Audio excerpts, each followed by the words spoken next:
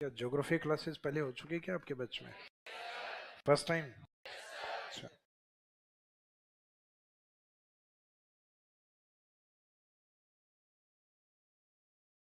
तो ज्योग्राफी का कोई भी पार्ट कंप्लीट नहीं हुआ आपका, है ना?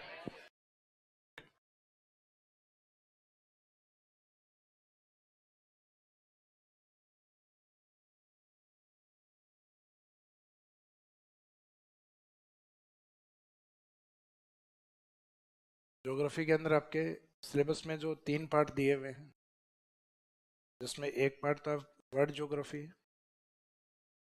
एंड फिजिकल ज्योग्राफी, यानी विश्व और भौतिक भूगोल वाला जो पार्ट है,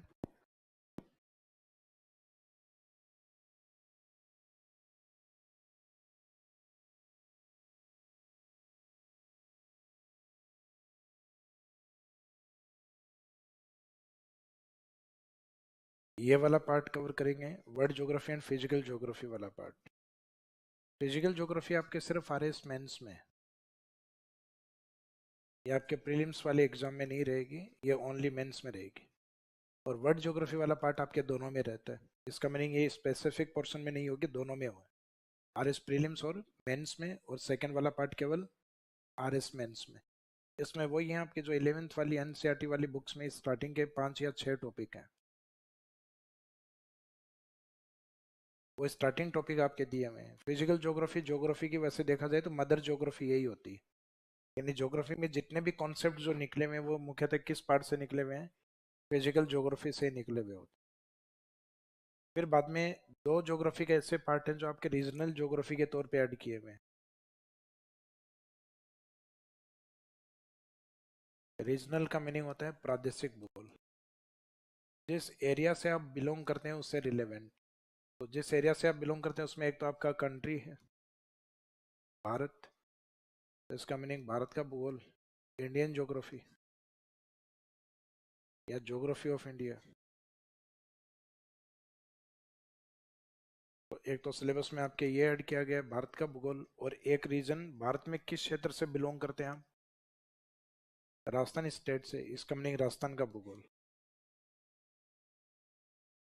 राजस्थान का भूगोल यानी राजस्थान ज्योग्राफी। अब अपने जो रीजनल एग्जाम होते हैं, रीजनल एग्जाम का मीनिंग है अपने राज्य या स्टेट लेवल पे जो एग्जाम होते हैं, उन स्टेट लेवल एग्जाम के अंदर मुख्यतः जो रीजनल पार्ट होता है अपना स्टेट का, उसको प्रायोरिटी में ज़्यादा रखा जाता है। और मेनली प्रीलिम्स एग्जाम में ज़्यादा। तो जैसे प्रीलिम्स जैसे एग्जाम हैं जिनके एग्जाम्पल्स आपके, क्योंकि 2013 से बात करते हैं अपन, क्योंकि RS का जो इससे पहले का जो पैटर्न है वो सब्जेक्ट पैटर्न था, जिसमें मेंस में हर स्टूडेंट के अपनी चॉइस के अकॉर्डिंग सब्जेक्ट, किसी का हिस्ट्री है, किसी का पॉलिटी है, किसी का ज्योग्राफी है। 2013 से एक ऐसा पैटर्न है जो सबके कॉमन है, कोई भी उस पर चॉइस वाला सब्जेक्ट नहीं है, सबके जितना भी हो सब कंपलसरी है। तो इसका मीनिंग है अब जो 4 पेपर हैं वो सबके एक जैसे ही होते हैं, सेम होते हैं। तो 2012 से पहले का पैटर्न अलग था आपके, जैसे UPSC पैटर्न है जिसमें मेंस में आपको एक सब्जेक्ट लेना होता है। तो राजस्थान में RS में 2 सब्जेक्ट थे पहले आपके, ऑप्शन या चॉइस। तो वो चॉइस आपके 2012 के एग्जाम के बाद में बंद कर दिए गए, एक न्यू पैटर्न लाया गया 2013 से। और 2013 के इस समय 2013 में 3 पेपर हुए थे RS के। कुछ सेंटर के ऊपर RS वाले पेपर में OMR सीट नहीं आई थी, तो बाद में उन स्टूडेंट्स का एग्जाम अजमेर बुला के अलग से लिया था। करौली या दौसा के कुछ सेंटर में ऐसा हुआ था, सिर्फ क्वेश्चन पेपर ही था, OMR सीट नहीं थी उसमें। और फिर बाद में पता लगा कि 2013 का स्टार्टिंग जो पेपर दिया गया तो 2013 में एक RPSC ने में अजमेर में लिया था कुछ स्टूडेंट का। और 2013 स्टार्टिंग जो पेपर सबका जो कॉमन हुआ था वो अमृतलाल मीणा जी की भेंट चढ़ गया था। उस टाइम पेपर लीक हुआ था, और फिर पूरे पेपर को कैंसिल करके 2013 के नाम से एक अलग से पेपर आयोजित हुआ 2015 में जाके। लेकिन वो वैकेंसी 2013 की थी, सबसे डिले वैकेंसी यही थी नए पैटर्न वाले। तो 2013 के RPSC के साइट पे कितने पेपर मिलेंगे आपको? 3। फिर इसके बाद में नेक्स्ट RS एग्जाम होता है आपका 2016, उसके बाद में 2018, उसके बाद में 2021, 2023 और 2024। इन ईयर्स में कंटिन्यूस वैकेंसीज रही हैं। एक 2020 में 22 को छोड़ दें। तो आपके पास एनालिसिस करने के लिए पेपर का यानी एग्जाम का पैटर्न कैसा रहता है, तो इसके लिए आपके पास लगभग कितने पेपर हो गए? ये 8 पेपर। एग्जाम भले ही कम बार हुई हो लेकिन पेपर कितने आपके पास? 8 पेपर। इन 8 पेपर में आप देखोगे कि जो ज्योग्राफी सब्जेक्ट है उस ज्योग्राफी के लगभग 20 से 25 क्वेश्चन आपके एग्जाम में पूछे जाते हैं। 20 से 25 क्वेश्चन।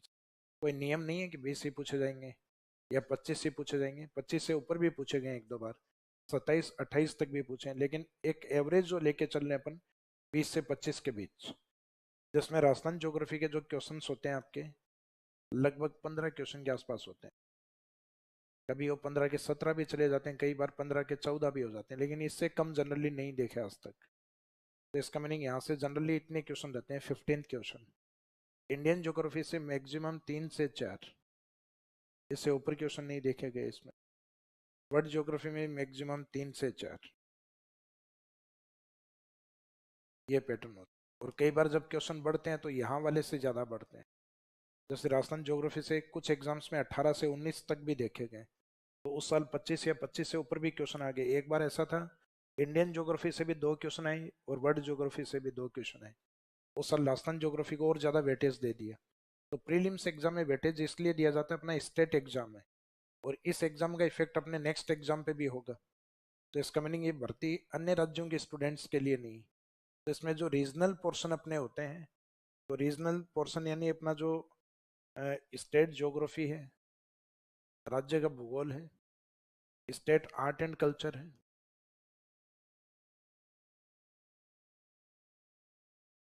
स्टेट का अपना हिस्ट्री है, स्टेट की जो पॉलिटी है, इन पोर्शन को बढ़ा दिया जाता है। और स्टेट का इकोनॉमिक सर्वे है, ये मैटर इतना दे दिया जाता है कि अदर स्टेट के जो स्टूडेंट हैं वो क्वालिफाई है यहाँ पे, कंपटीशन देने से पहले सोचते हैं कि अपने रीजनल पार्ट ये कवर हैं क्या। अब वो चाहे इंडिया वाला कितना भी कवर कर ले, इन 60 क्वेश्चन का जो गैप है वो नहीं भर सकते वो। इस कारण अदर स्टूडेंट, जो अदर स्टेट के स्टूडेंट हैं, जो जनरल की 5% सीट पे आ सकते हैं, क्योंकि जनरल की सीटें भी वो ज़्यादा नहीं ले पाएंगे, 5% सीट अदर स्टेट के स्टूडेंट के लिए भी रिजर्व होती है। रिजर्व का मीनिंग अगर वो आते हैं उस कैटेगरी में तो होती है, अदरवाइज कोई कंपलसरी नहीं है कि 5% अदर स्टेट के स्टूडेंट को दी जाएंगी। तो मैक्सिमम वो कितने परसेंट कवर कर सकते हैं? 5%। तो उन 5% में उनका आना और मुश्किल कर दिया जाता है रीजनल पार्ट को बढ़ाकर। तो हर ऐसा स्टेट करता है। तमिलनाडु है तो तमिलनाडु भी ऐसा ही करता है, वो अपनी लोकल लैंग्वेज में भी पेपर देते हैं। जैसे अपने यहाँ तो लोकल लैंग्वेज या राजस्थान जैसा कोई सब्जेक्ट अपने ऐड नहीं है, अगर 10 15 क्वेश्चन उसके भी जोड़ दिए जाएं तो हो सकता है स्टूडेंट बाहर वाले जो हैं वो सिर्फ एग्जाम देने के लिए आए, प्रीलिम्स मेंस में वो नहीं बैठ पाएंगे। तो ये लगभग प्रयास इसलिए किया जाता है कि रीजनल पार्ट है उसके हिस्से को बढ़ा दिया जाए। तो हमेशा आपके इस पोर्शन का वेटेज प्रीलिम्स एग्जाम में ज़्यादा होगा। ऐसा जो मैं कह रहा हूँ वो मानना नहीं है, आपको पुराने पेपर भी देखने, तो इससे आपको खुद को लगेगा कि हाँ ये बातें ऑथेंटिक हैं, सही बातें हैं। और फिर मेंस वाला जो पार्ट होता है, तो मेंस में आपके 65 से 70 ये मार्किंग होती है, ये मार्क्स होते हैं ज्योग्राफी के पास। और इन मार्क्स में तीनों पोर्शन में अप्रोक्सीमेट इक्वल डिस्ट्रीब्यूशन होता है, यानी लगभग 20 22 नंबर का मैटर राजस्थान ज्योग्राफी से, लगभग इतना मैटर अपने इंडियन ज्योग्राफी से, और लगभग इतना वर्ल्ड ज्योग्राफी से। लेकिन पिछली बार और सेकेंड लास्ट ईयर में देखा है कि राजस्थान ज्योग्राफी का वेटेज यहाँ पे भी बढ़ा दिया है। बड़े क्वेश्चन में 2 क्वेश्चन दे दिए जाते हैं यहाँ से 10 10 मार्क्स के, फिर बाद में 5 5 नंबर वाले 2 क्वेश्चन दे दिए जाते हैं, फिर छोटे 5 क्वेश्चन आते हैं उसमें 2 2 दे दिए जाते हैं। तो इसका वेटेज 22 नंबर से बढ़ के कई बार 30 34 नंबर तक चला जाता है, 30 34 तक।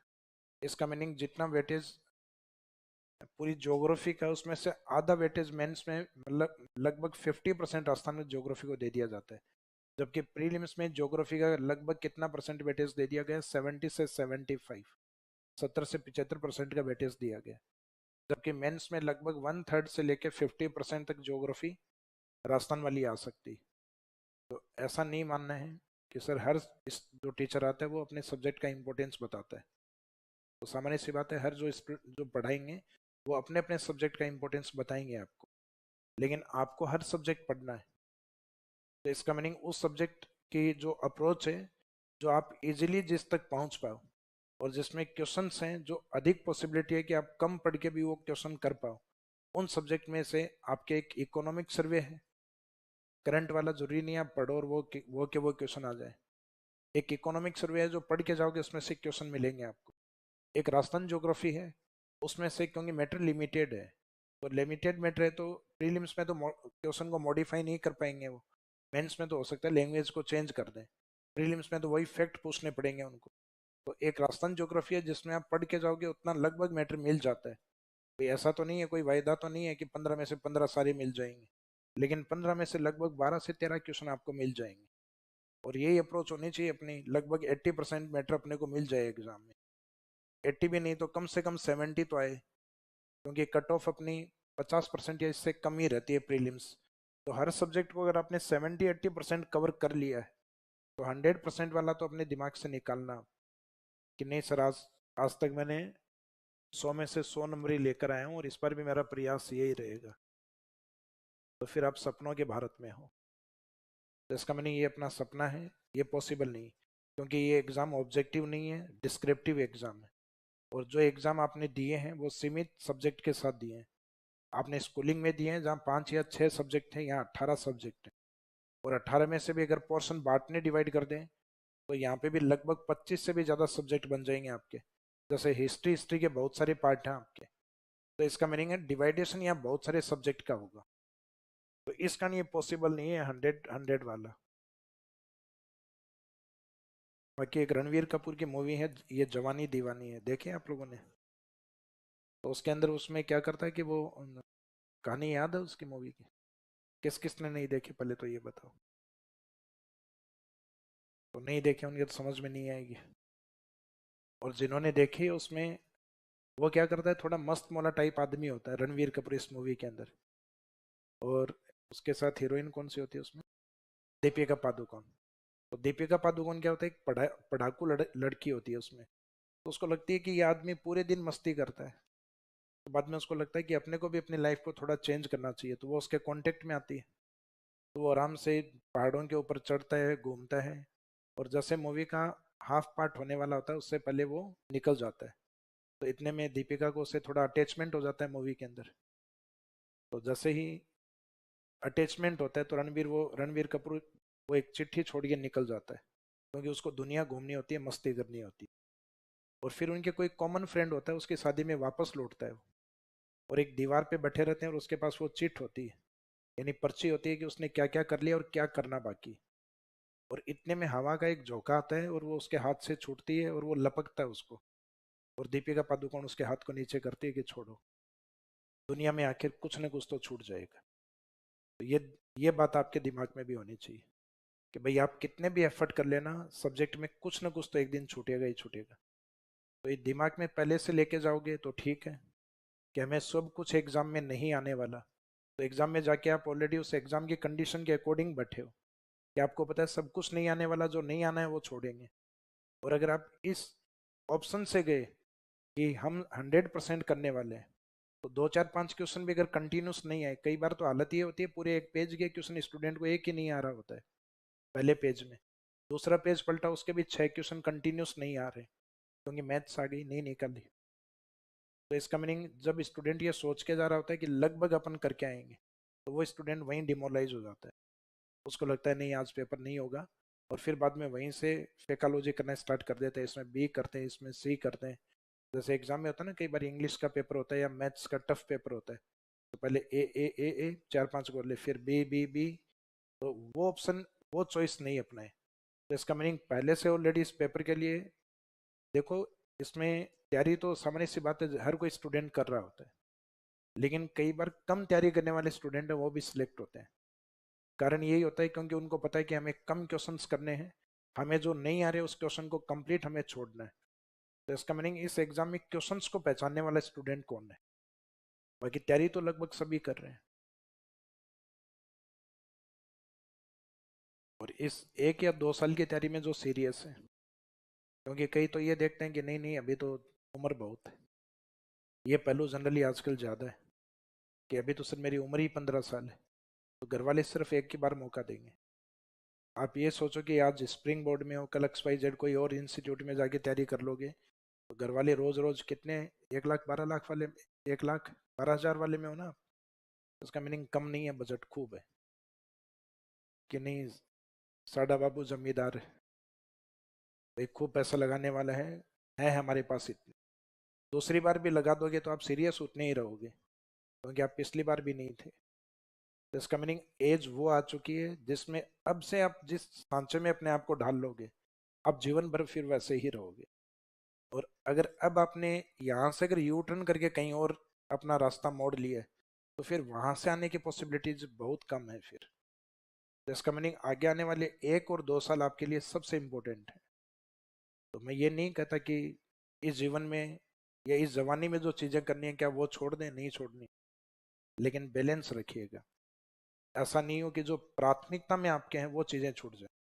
तो प्रायोरिटी वाली चीजों को हमेशा पहले रखना है, सेकेंडरी वाली को लगता है समय के साथ डिस्टरबेंस ज्यादा है, छोड़ दो, कि फिर जीवन में सर मिले कि नहीं मिले, अगर आपको पोस्ट मिलेगी उससे भी बेटर मिल सकता है।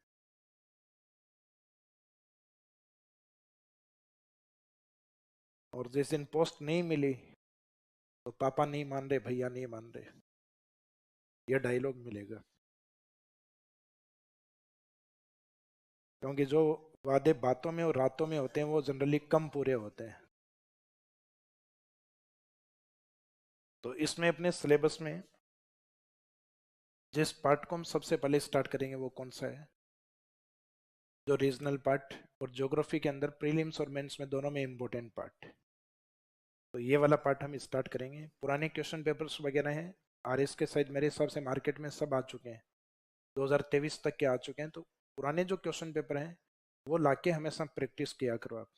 हालांकि सब्जेक्ट के अकॉर्डिंग तो इंडिविजुअल बुक्स वगैरह भी आती हैं आजकल, जिसमें हर टॉपिक के क्वेश्चंस दिए हुए रहते हैं, जो ऑब्जेक्टिव टाइप या सब्जेक्टिव टाइप, सब्जेक्टिव का तो हालांकि ऐसा कुछ नहीं आया हुआ, लेकिन सब ऑब्जेक्टिव टाइप क्वेश्चन पेपर है वो आए हुए हैं। तो जैसे अपने 3 4 5 टॉपिक कंप्लीट होंगे उसके बाद अब बातें करेंगे कौन सी बुक लेनी है कौन सी नहीं लेनी।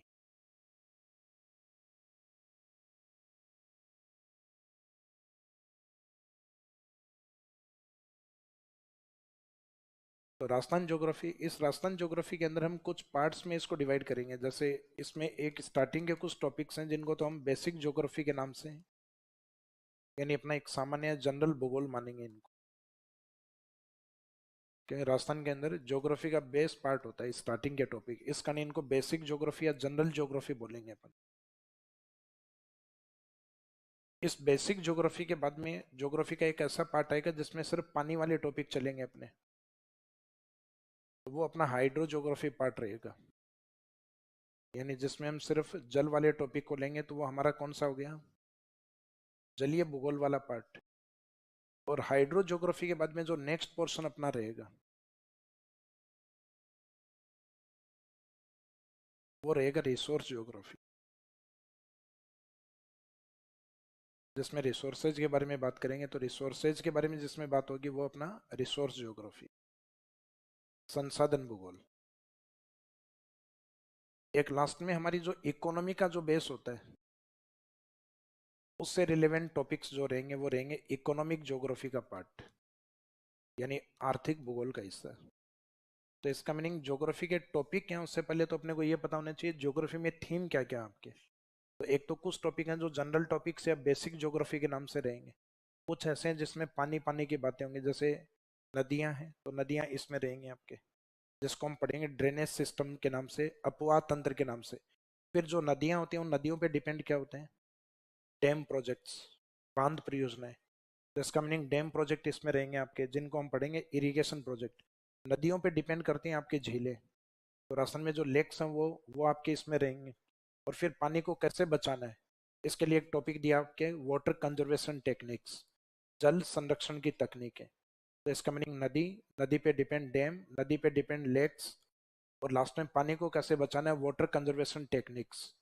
तो ये पानी वाले सारे टॉपिक आपके किस में है, हाइड्रो ज्योग्राफी में।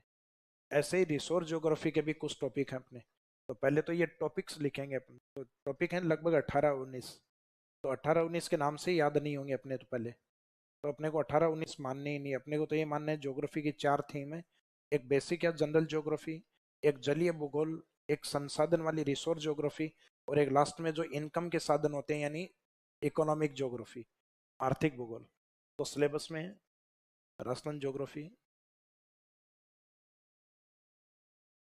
सिलेबस के अंदर फर्स्ट स्टार्टिंग में ए में लिखो बेसिक या जनरल ज्योग्राफी। अब इसमें टॉपिक्स कौन कौन से हैं पहले वो लिखेंगे, पहले इसके लिखेंगे, उसके बाद में उसके नीचे लिखेंगे बी पार्ट हाइड्रो ज्योग्राफी।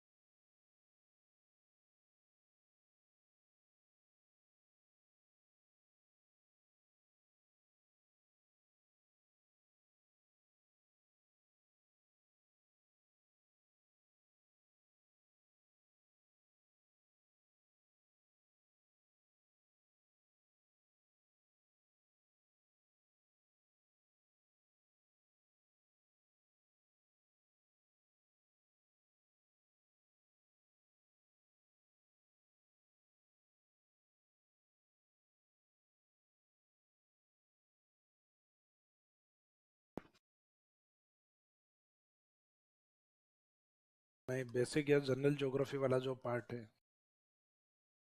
इसमें फर्स्ट टॉपिक जिसमें हम बात करते हैं राजस्थान की उत्पत्ति के बारे में, कि राजस्थान कैसे बना है, ओरिजिन ऑफ राजस्थान। ये ऐसा टॉपिक है जिसमें हम बात यहाँ से करते हैं कि सबसे पहले अपनी पृथ्वी का निर्माण किससे हुआ है।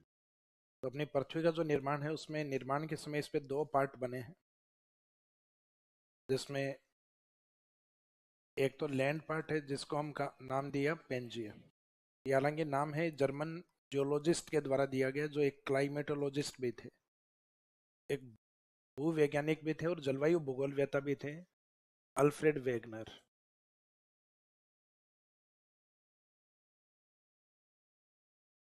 आपके बैच में रिपीटर्स भी हैं क्या बच्चे, कुछ दूसरे बैच से ज्योग्राफी जो पढ़ चुके हैं पहले,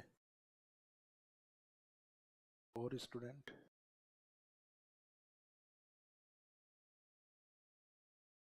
तो इस पृथ्वी का जो ये लैंड पार्ट वाला हिस्सा यानी कॉन्टिनेंटल वाला हिस्सा, इस महाद्वीपीय हिस्से के लिए शब्द क्या यूज किया? पेंजिया। ये कॉन्टिनेंटल पार्ट, और बचा हुआ जो पृथ्वी का जो पार्ट है इसको माना जाता है ओसेनिक पार्ट या महासागरीय भाग। इस महासागरीय भाग के लिए जो शब्दावली यूज की, वो शब्द यूज किया पैंथलासा। और वैसे कॉन्टिनेंट एरिया पृथ्वी पे कम है, महाद्वीपीय हिस्सा ओनली 29% है, बाकी ओसेनिक पार्ट अर्थ का कितना परसेंट है? तो इसका मीनिंग पृथ्वी का अधिकांश भाग महासागर है, और एक छोटा हिस्सा है जो कॉन्टिनेंट्स के पास, महाद्वीपों के पास, जिस पे अपन रहते हैं। एक समय के साथ साथ कहा जाता है कि इस पेंजिया के दो डिवाइडेशन हुए। अभी जैसे पृथ्वी के ऊपर वापस नई थ्योरीज आ रही है ना, ये प्लेट्स हैं उनके बीच में, जो पृथ्वी है उसके ऊपर अलग अलग प्लेट्स बनी हुई हैं। तो ये प्लेट्स हैं, इनके बीच के गैप धीरे धीरे, कुछ प्लेट्स हैं महासागरीय, वो नीचे धीरे धीरे सबडेक्ट हो रही हैं। तो जिससे महासा जो महाद्वीपीय प्लेट है वो भी खिसक रही है, उनके बीच में गैपिंग आ रही है, वह या वो भी उनके साथ साथ धीरे धीरे सबडेक्ट हो रही है, नीचे की ओर धस रही है। जैसे अभी कुछ समय पहले भूकंप आए थे अपने, कुछ अपने थाईलैंड वगैरह में था ना, बैंकॉक वगैरह। तो इस प्रकार के भूकंप आने वाले टाइम में अरब सागर के अंदर भी प्लेट्स के बारे में आ रहा है कि हो सकता है कि पूरी प्लेट ही नीचे खिसक जाए। तो खिसक जाए तो सब निकल लेंगे अपन। लेकिन घबराने की बात नहीं है, कहीं ये सोचोगे वो सर जल्दी किसको पढ़ना तो नहीं पड़े।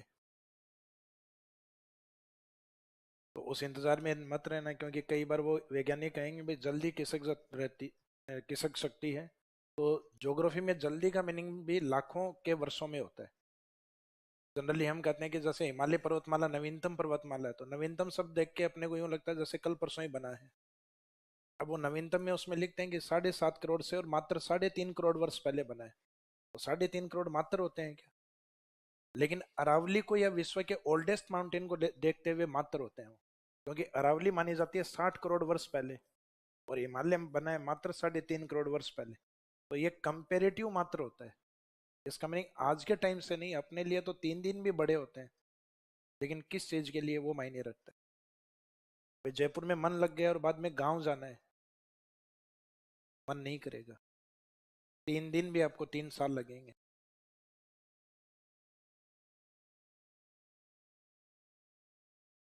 लेकिन लगाना मत। तो समय के साथ साथ पेंजिया के दो भाग, जिसमें एक भाग को नाम दिया गया है अंगारा, और एक इसके सदन का पार्ट जिसको नाम दिया गया है गोंडवाना। अब ये दोनों महाद्वीप के हिस्से हैं, और इन दोनों के टूटने के बाद इसके बीच में एक सागर बना जिसको नाम दिया गया टेथिस सागर, टेथिस सी। ये कंडीशन कुछ ऐसी हुई कि ये पेंजी है, इस पेंजे के दो डिवाइडेशन हुए, ये अंगारा लैंड और ये गोंडवाना लैंड। और ये बीच में जो दरार बनी इसको नाम वैसे तो ज्योग्राफिकल टर्म्स में देते हैं अपन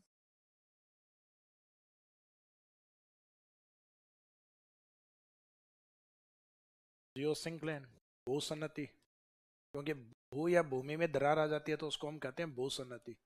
और इस भूसन्नति का नाम क्या रखा गया? टेथिस सागर। तो इसका मीनिंग है कि ये एक अपने आप में ज्योग्राफिकल साइट का निर्माण हुआ। जैसे अपना जन्म होता है, तो अपना जन्म भी मुख्यतः सबसे पहले तो जेंडर में डिफाइन होता है कि भाई लड़का हुआ है या लड़की हुआ है, बाद में अपना नामकरण होता है। तो सबसे पहले ये पूछा गया कि जो पेंजिया डिवाइड हुआ तो उससे क्या बना, तो आंसर रहेगा जियोसिंक लेन बना है, भूसन्नति बनी, एक दरार हो गई। फिर पूछा कि नाम क्या रखा गया, तो फिर नाम हम उसका क्या बताते हैं? टेथिस सागर। तो टेथिस सी क्या है? तो Tethys sea is a geosyncline. Tethys सागर एक भूसन्नति है। तो जैसा कई बार नाम होता है ना, जैसा शब्द लगा हुआ रहता है नाम के साथ, वैसा होता नहीं है कई बार। जैसे टेथिस में कई बार एग्जामिनर क्या देता है कि टेथिस क्या है, और ऑप्शन देता है एक सागर है, एक भूसन्नति है, एक महासागर है, या उपरोक्त में से कुछ भी नहीं है। तो कईयों को तो लगता है कितना इजी कि उसने पूछा टेथिस सागर है, क्योंकि टेथिस के साथ आप पढ़ते ही क्या हो। लेकिन टेथिस सागर नहीं है, टेथिस है भूसन्नति। जैसे राजस्थान में बहुत सारी जगह सागर लगा हुआ है, उदय सागर, फतेह सागर, क्या सागर है क्या? वो झील है वो। जैसे सेम वैसा ही है, किसी का नाम होता है नयन सुख लेकिन आंख से होता है अंधा।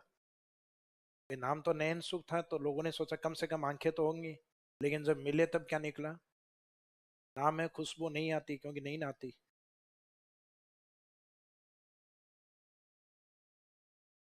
तो कई बार जैसे नाम हो वैसे गुण नहीं होते। तो अंगारा के साथ क्या ऐड होगा आगे? क्योंकि कॉन्टिनेंटल पार्ट इसका लैंड लगाया जाएगा, गोंडवाना के आगे गोंडवाना लैंड। ये जो गोंड शब्द है, इसी से अपने भारत की सबसे बड़ी जनजाति का नाम निकला हुआ है, गोंड ट्राइब्स। जैसे राजस्थान की सबसे बड़ी ट्राइब्स मेना है, वैसे भारत की सबसे बड़ी जनजाति गोंड जनजाति। एक साउथ की मूवी आई थी RRR, देखी थी आपने? तो उसमें यही होता है कि वो ब्रिटिश कंपनी वाले कुछ बालिका को, गोंड बालिका को उठा के ले जाते हैं। फिर बाद में उसमें जो हीरो होता है जूनियर NTR, वो उस गोंड बालिका को छुटाने के लिए निकलता है। तो उसमें यही दिखाया जाता है गोंड। तो ये गोंड वाना लैंड इसलिए है क्योंकि ये गोंड जनजाति का एरिया है। इस कारण सदन वाले एरिया पे जहाँ पे गोंड ट्राइब्स अधिक है और जनजातियां वगैरह, क्योंकि विश्व में जनसंख्या में भारत बहुत आगे है और जनजातियां भी हमारे यहाँ खूब सारी है। तो इसका मीनिंग जिस एरिया में गोंड जनजाति अधिक थी उस एरिया को नाम क्या दे दिया गया? गोंडवाना लैंड। और ऊपर वाले भाग को अंगारा लैंड, या इसमें यूरोप और एशिया दोनों आते हैं, जिसको हमने लोरेशिया के नाम से भी रखा हुआ है। तो इसके दो टाइटल यूज होते हैं, अंगारा लैंड और लोरेशिया। तो ये वाला जो पार्ट है गोंडवाना लैंड वाला, ये अपने वाला हिस्सा है। लेकिन हम कंप्लीट गोंडवाना लैंड पे नहीं है, हमारा कुछ हिस्सा है जो किस पे बना हुआ है? टेथिस सागर पे। कुछ हमारे हिस्सा टेथिस सागर पे भी है। तो जब भी हमारे निर्माण के या उत्पत्ति के बारे में पूछा जाए तो ये दोनों शब्द एक साथ आते हैं, GT। गौरव टावर नहीं है, गोंडवाना लैंड और T टेथिस सागर। तो हमारा निर्माण किससे हुआ है राजस्थान का? कुछ पार्ट गोंडवाना लैंड से बना है, कुछ टेथिस सागर। अब कौन सा गोंडवाना लैंड से बना है, कौन सा टेथिस सागर, ये हम चैप्टर में बात करें। लेकिन राजस्थान की उत्पत्ति की जो शुरुआत है वो यहाँ से होती है, गोंडवाना लैंड और टेथिस सागर वाले पार्ट से। अब राजस्थान के जो थोड़े टफ पार्ट है, जैसे राजस्थान के अंदर जनरली हम 4 भाग मानते हैं। राजस्थान में 4 फिजिकल डिवीजन माने जाते हैं। इन 4 में से एक तो माना जाता है अरावली माउंटेन, जो गुजरात से लेके और कहाँ तक फैला हुआ है, दिल्ली तक।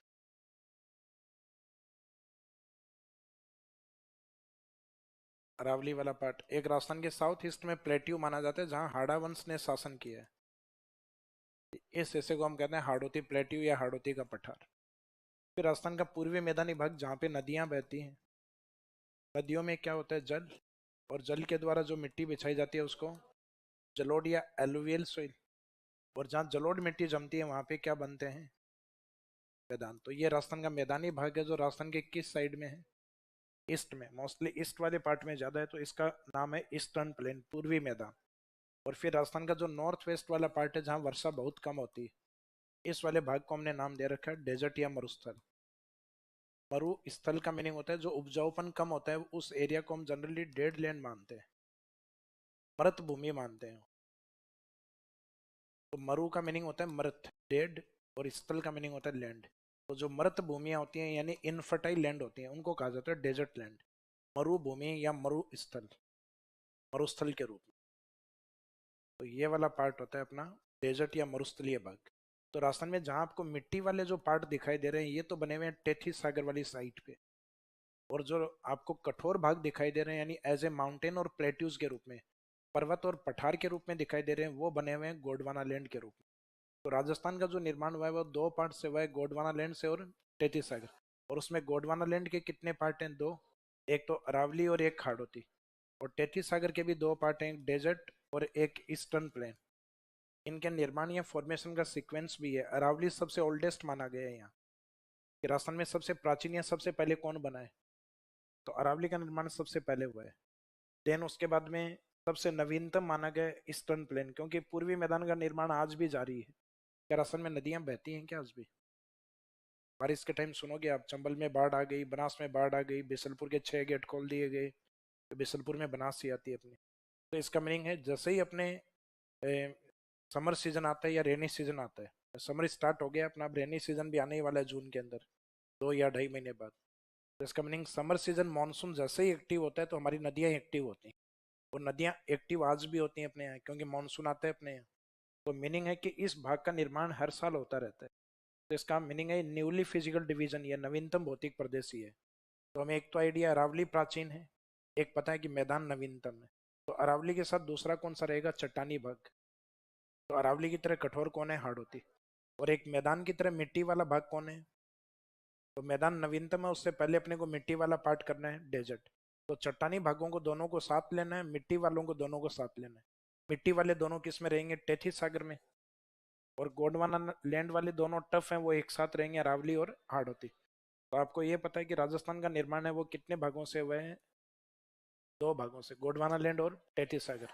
और इनसे टोटल कितने पार्ट बने हैं, टोटल 4 बने हैं। तो राजस्थान के फिजिकल डिवीजन कितने हैं, 4। तो राजस्थान में 4 भौतिक प्रदेश आते हैं, जिसमें सबसे पहले तो अरावली सबसे नवीनतम, ईस्टर्न प्लेन नवीनतम मैदान।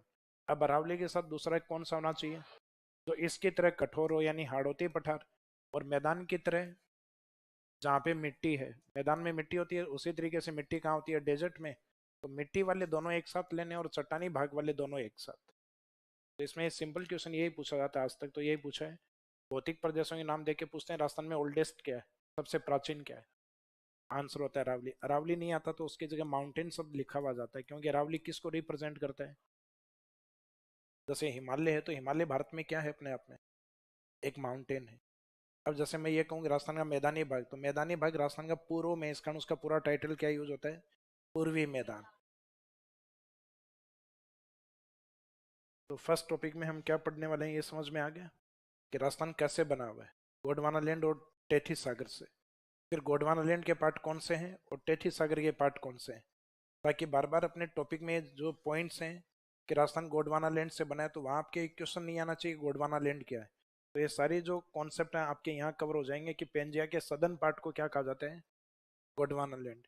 राजस्थान का कुछ भाग टेथी सागर से बना हुआ है, तो ये कॉन्सेप्ट फिर आपके पढ़ने की आवश्यकता नहीं है कि टेथी सागर क्या है, तो ये यहाँ पढ़ चुके होंगे हम क्या है, एक भूसनती या जियोसिंक लाइन के रूप में। जो पेंजिया के डिवाइड होने के बाद में जो दरार आती है उसको नाम दिया जाता है जियोसिंक लाइन, भूसन्नति। एक तो देखो अभी दिमाग पे इतना जोर मत लगाओ कोई भी कि मैं सब्जेक्ट पढ़ा नहीं रहा हूँ, अभी सिर्फ टॉपिक समझा रहा हूँ। टॉपिक स्टार्ट हम बाद में करेंगे। तो इस टॉपिक में हम क्या पढ़ेंगे ये समझ में आ गया, राजस्थान कैसे बना है ये पढ़ेंगे सिर्फ, जिसमें सिर्फ दो शब्दों के ऊपर ज्यादा जोर रहेगा, अपना गोंडवाना लैंड और टेथिसागर, क्योंकि अंगारा लैंड अपने काम नहीं आएगा, अपने क्या पूरे भारत के ही काम नहीं आता, क्योंकि ऊपर वाले भाग में हम नहीं है, अपन है गोंडवाना लैंड पे या फिर टेथिसागर यानी जीटी पार्ट में। राजस्थान की उत्पत्ति के बाद इसकी लोकेशन होती है, क्योंकि किसी का भी जन्म जब होता है, निर्माण उत्पत्ति होती है, उसके बाद उसकी अपनी एक लोकेशन होती है। जैसे अपनी भी उत्पत्ति हुई है, निर्माण हुआ है, अपना भी जन्म हुआ है, उस जन्म के बाद अपना एक घर है, अपना एक गांव है या अपना एक शहर है। तो उसी तरीके से राजस्थान की उत्पत्ति के बाद राजस्थान की स्थिति और उसका विस्तार। तो इसका सेकंड चैप्टर रहेगा इसकी लोकेशन को लेकर एवं इसके एक्सटेंशन या विस्तार को लेकर।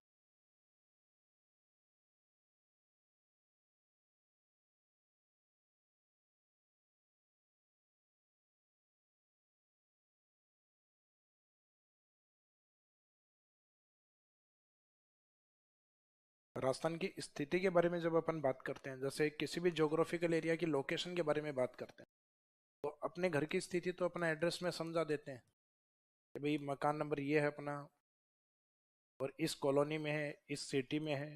तो इस तरीके से अपन किसी इस तरीके से, और इसके आगे भी अपन पिन कोड वगैरह डाल के अपना एड्रेस बता देते हैं।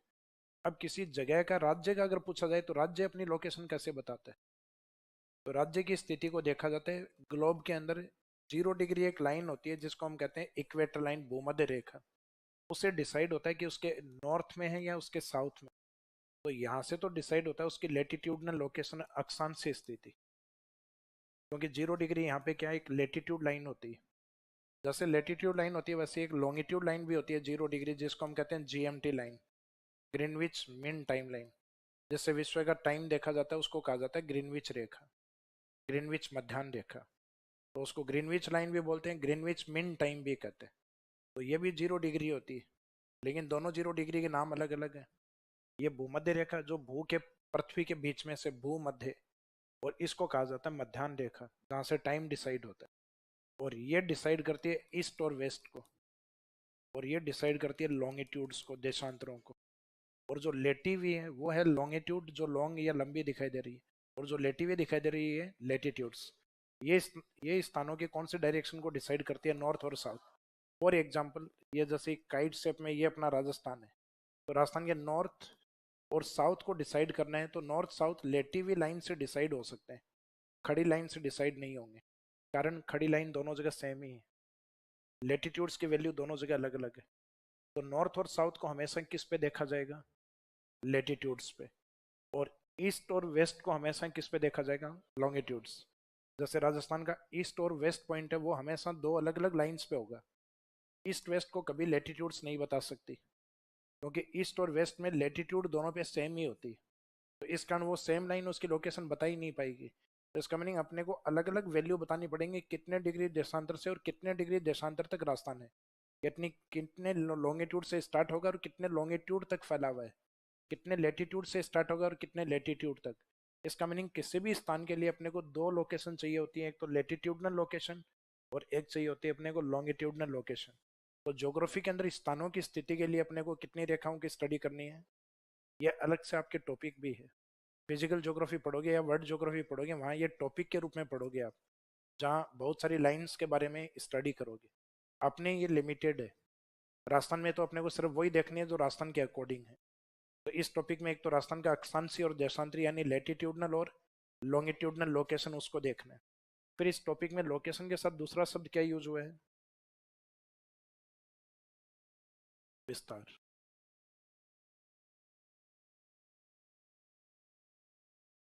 राजस्थान का एक्सटेंशन या विस्तार कितना है?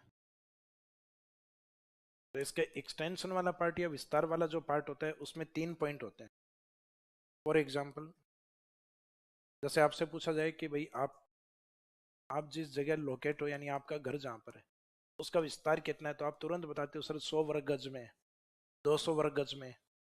और कई होगा खेत में बना कि सर अपना तो 100 बीघा में है, जिसमें थोड़े से में अपना घर बना हुआ है और बाकी 90 बीघा अपनी जमीन है वहाँ। तो इसका मीनिंग वो आपके पास जो एरिया, उस एरिया का आप इंट्रोडक्शन दे रहे हो। तो विस्तार का सबसे पहला मीनिंग लिया जाता है एरिया से। इस एरिया में हम पढ़ेंगे एरिया ऑफ राजस्थान। फिर एरिया ऑफ राजस्थान में उसके लार्जेस्ट डिस्ट्रिक्ट कौन से हैं और इसके स्मॉलेस्ट डिस्ट्रिक्ट कौन से हैं। तो इसका मीनिंग राजस्थान का क्षेत्रफल, उसके बड़े जिले और उसके छोटे जिले। फिर जैसा एरिया होता है उसके अकॉर्डिंग कोई स्टेट है वो स्पेसिफिक शेप या आकृति में हो सकता है। तो जरूरी नहीं है हर स्टेट आकृति बनाए, कोई हो सकता है कि इस प्रकार की आकृति हो, कोई कोई शेप ही नहीं बनती हो। लेकिन अपना जो स्टेट है उसकी शेप को बोला गया रोम्बस शेप, लगभग विषम कोण चतुर्भुज। तो ये एक ब्रिटिश विद्वान है जिन्होंने यूज किया है शब्द। और अपने वालों को ये विषम कोण चतुर्भुज समझ में नहीं आया, अपन लोगों ने इसको लोकल में बोल दिया पतंगाकार, कि लाइक एक काइट शेप या पतंगाकार आकृति में है राजस्थान। तो दोनों ही शब्द यूज होते हैं, लेकिन ज्यादा ऑथेंटिक है रोम्बस या विषम कोण चतुर्भुज, क्योंकि वो किसी ने यूज किया है। और पतंग जैसा शब्द हम लोगों ने निकाल दिया, यानी जैसे किसी ने लिखना स्टार्ट कर दिया तो वो भी धीरे धीरे आम भाषा में या बोलचाल में वो भी आ चुका है। तो राजस्थान की आकृति कैसी है, तो राजस्थान की आकृति को देख के धीरे धीरे लोगों ने क्या किया, उसके कुछ जिले हैं उनकी आकृतियों को लिखना स्टार्ट कर दिया। ऑथेंटिक बुक्स में जिलों की आकृतियां नहीं लिखी जाती, लेकिन कुछ गाइड वगैरह या आजकल की कुछ बुक्स वगैरह जो ऑथेंटिक नहीं है वो भी लिखने लग गई आकृतियों को। और एग्जामिनर उनसे भी कई बार क्वेश्चन बना देते हैं। तो कुछ जिलों की आकृतियां भी इंपॉर्टेंट, उन जिलों की आकृतियों को भी हम यहाँ पढ़ेंगे। तो यहाँ इस शेप वाले पार्ट में राजस्थान और उसके कुछ डिस्ट्रिक्ट हैं उनकी आकृतियों को लेंगे। और जो आकृति होती है, जैसे फॉर एग्जाम्पल आप ये मानिए क्लासरूम एक राजस्थान का हिस्सा है, या ये राजस्थान ही मानिएगा एक बार। तो एक तो इसका अपना एक एरिया क्लासरूम का, उसके बाद इसकी अपनी एक आकृति है, जैसे क्लासरूम की आकृति देखें रेक्टेंगल से आयताकार लगभग। और फिर जिसके पास आकृति होती है उसके चारों ओर उसकी क्या होती हैं, बाउंड्रीज होती हैं, सीमाएं होती हैं। ऐसे राजस्थान के पास भी। तो राजस्थान का अपना एक एरिया है, अपनी एक आकृति है और उसकी अपनी बाउंड्रीज भी हैं। अब राजस्थान की बाउंड्रीज हैं वो दो तरीके की हैं, एक तो अपने पड़ोसी राज्यों के साथ इंटर स्टेट बाउंड्री, और एक पड़ोसी राष्ट्र के साथ भी लगती है इंटरनेशनल बाउंड्री। तो एक तो अंतर्राज्यीय सीमा और एक अंतर्राष्ट्रीय सीमा। अंतर का मीनिंग होता है दो के बीच डिफरेंस करने वाली, अंतर करने वाली। वो अंतर अगर राष्ट्रों के बीच में है तब तो कहेंगे अंतर्राष्ट्रीय, इंटरनेशनल। और अगर वो राज्यों के बीच में है तो वो इंटर स्टेट्स के रूप में। तो इंटर स्टेट बाउंड्री और इंटर नेशनल बाउंड्री, तो ये दो प्रकार की सीमाएं रहेंगी अपने। तो विस्तार वाले पार्ट में अपने को इन 3 पॉइंट्स को कवर करना है, और स्थिति वाले में लेटीट्यूड्स और लॉन्गिट्यूड्स, अक्षांश और देशांतर। तो इसका मीनिंग इस चैप्टर में वैसे टोटल 5 पॉइंट रहेंगे, 2 लोकेशन में रहेंगे और 3 एक्सटेंशन या विस्तार वाले पार्ट में। तो स्टार्टिंग के पहले ये दोनों पार्ट लिख दीजिए, यानी इसमें 2 टॉपिक तो ये लिख दो अपने।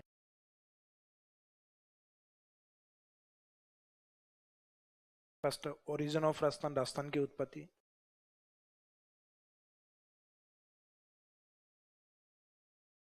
राजस्थान की उत्पत्ति के बाद में नेक्स्ट टॉपिक है राजस्थान की स्थिति एवं विस्तार।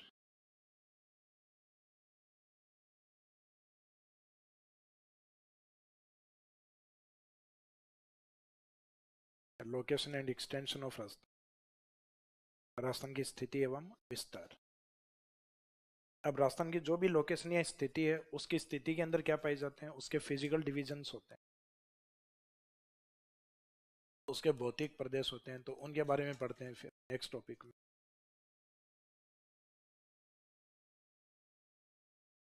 जैसे राजस्थान जहाँ पे भी स्थित है उसका जो भी ज्योग्राफिकल एरिया, फिर उसके अंदर क्या है तो वो उसके फिजिकल डिविजन्स। फिर उन फिजिकल डिविजन्स की अपनी एक निश्चित क्लाइमेट होती है। पूरे राजस्थान की कॉमन क्लाइमेट अपन एक जैसी मानते हैं, लगभग अप्रोक्सीमेट, बहुत ज़्यादा चेंजेस नहीं है। लेकिन फिर उसको भी डिवाइड करते हैं, तो उसके लिए अपने क्लाइमेट क्लासिफिकेशन भी बने हुए हैं। राजस्थान में जलवायु वर्गीकरण भी है जो राजस्थान के क्लाइमेट को अलग अलग पोर्शन में डिवाइड करते हैं। तो राजस्थान में स्थिति के बाद में उसके फिजिकल डिविजन्स, फिर फिजिकल डिविजन्स के बाद में उनके क्या पढ़ेंगे, क्लाइमेट। जैसे फॉर एग्जाम्पल अपनी उत्पत्ति होती है, अपनी स्थिति होती है, अपने बॉडी के फिजिकल पार्ट्स होते हैं। तो वैसे राजस्थान के भी अपने फिजिकल पार्ट्स हैं। इसके पास डेजर्ट है, माउंटेन्स हैं, प्लेट्यूज हैं, मैदानी भाग हैं। तो वो इसके फिजिकल पार्ट्स हैं। और जो फिजिकल पार्ट्स होते हैं उनका अपना क्लाइमेट भी होता है। जैसे अपने बॉडी है उसका भी अपना एक क्लाइमेट, एक टेम्परेचर है। तो सेम राजस्थान का भी अपना एक निश्चित टेम्परेचर होता है, अपना एक क्लाइमेट होता है, हर पार्ट का अलग अलग होता है। तो इसके फिजिकल डिवीजन इसकी लोकेशन के बाद।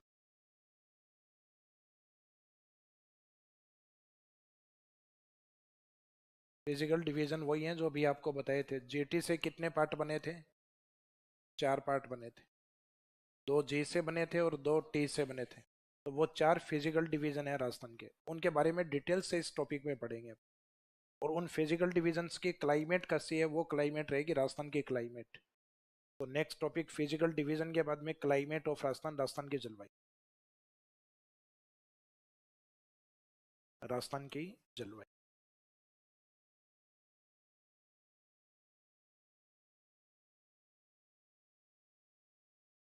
इसका मीनिंग है, राजस्थान ज्योग्राफी स्टार्ट करते हैं सबसे पहले उसके ओरिजिन के बारे में, फिर उसके बनने के बाद उसके लोकेशन के बारे में, फिर उसके लोकेशन के अंदर उसके फिजिकल डिवीजन्स, और फिर उन फिजिकल डिवीजन्स की क्लाइमेट।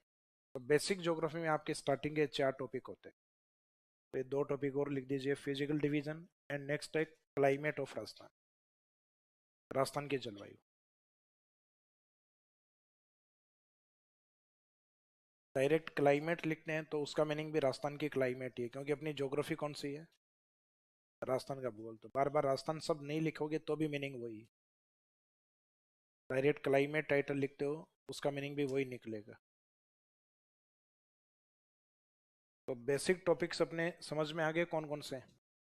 सबसे पहला टॉपिक जो पढ़ेंगे उसके ओरिजिन के बारे में पढ़ेंगे, राजस्थान की उत्पत्ति, ओरिजिन ऑफ राजस्थान। बनने के बाद में उसकी उसके लोकेशन एंड एक्सटेंशन यानी स्थिति एवं विस्तार।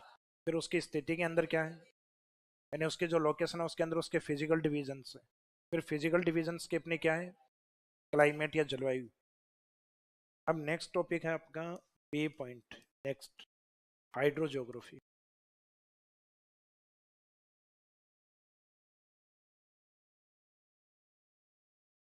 हाइड्रो ज्योग्राफी का मीनिंग है कि जो जलीय भूगोल वाला पार्ट है।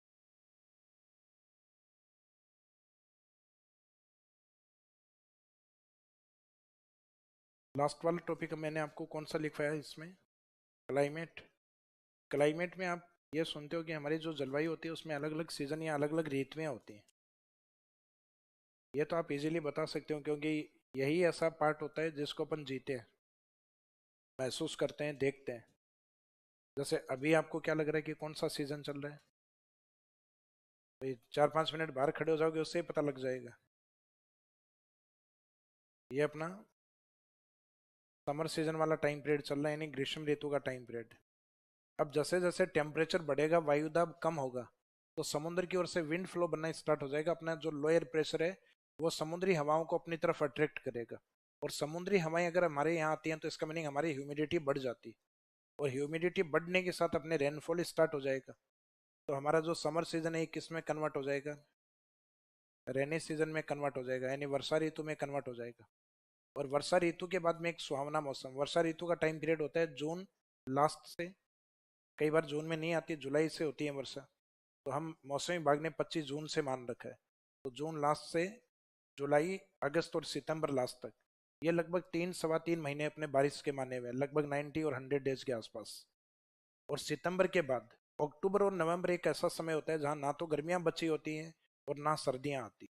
वो अपना एक सुहावना मौसम होता है जिसको हम कहते हैं शरद ऋतु, यानी ऑटम सीजन के रूप।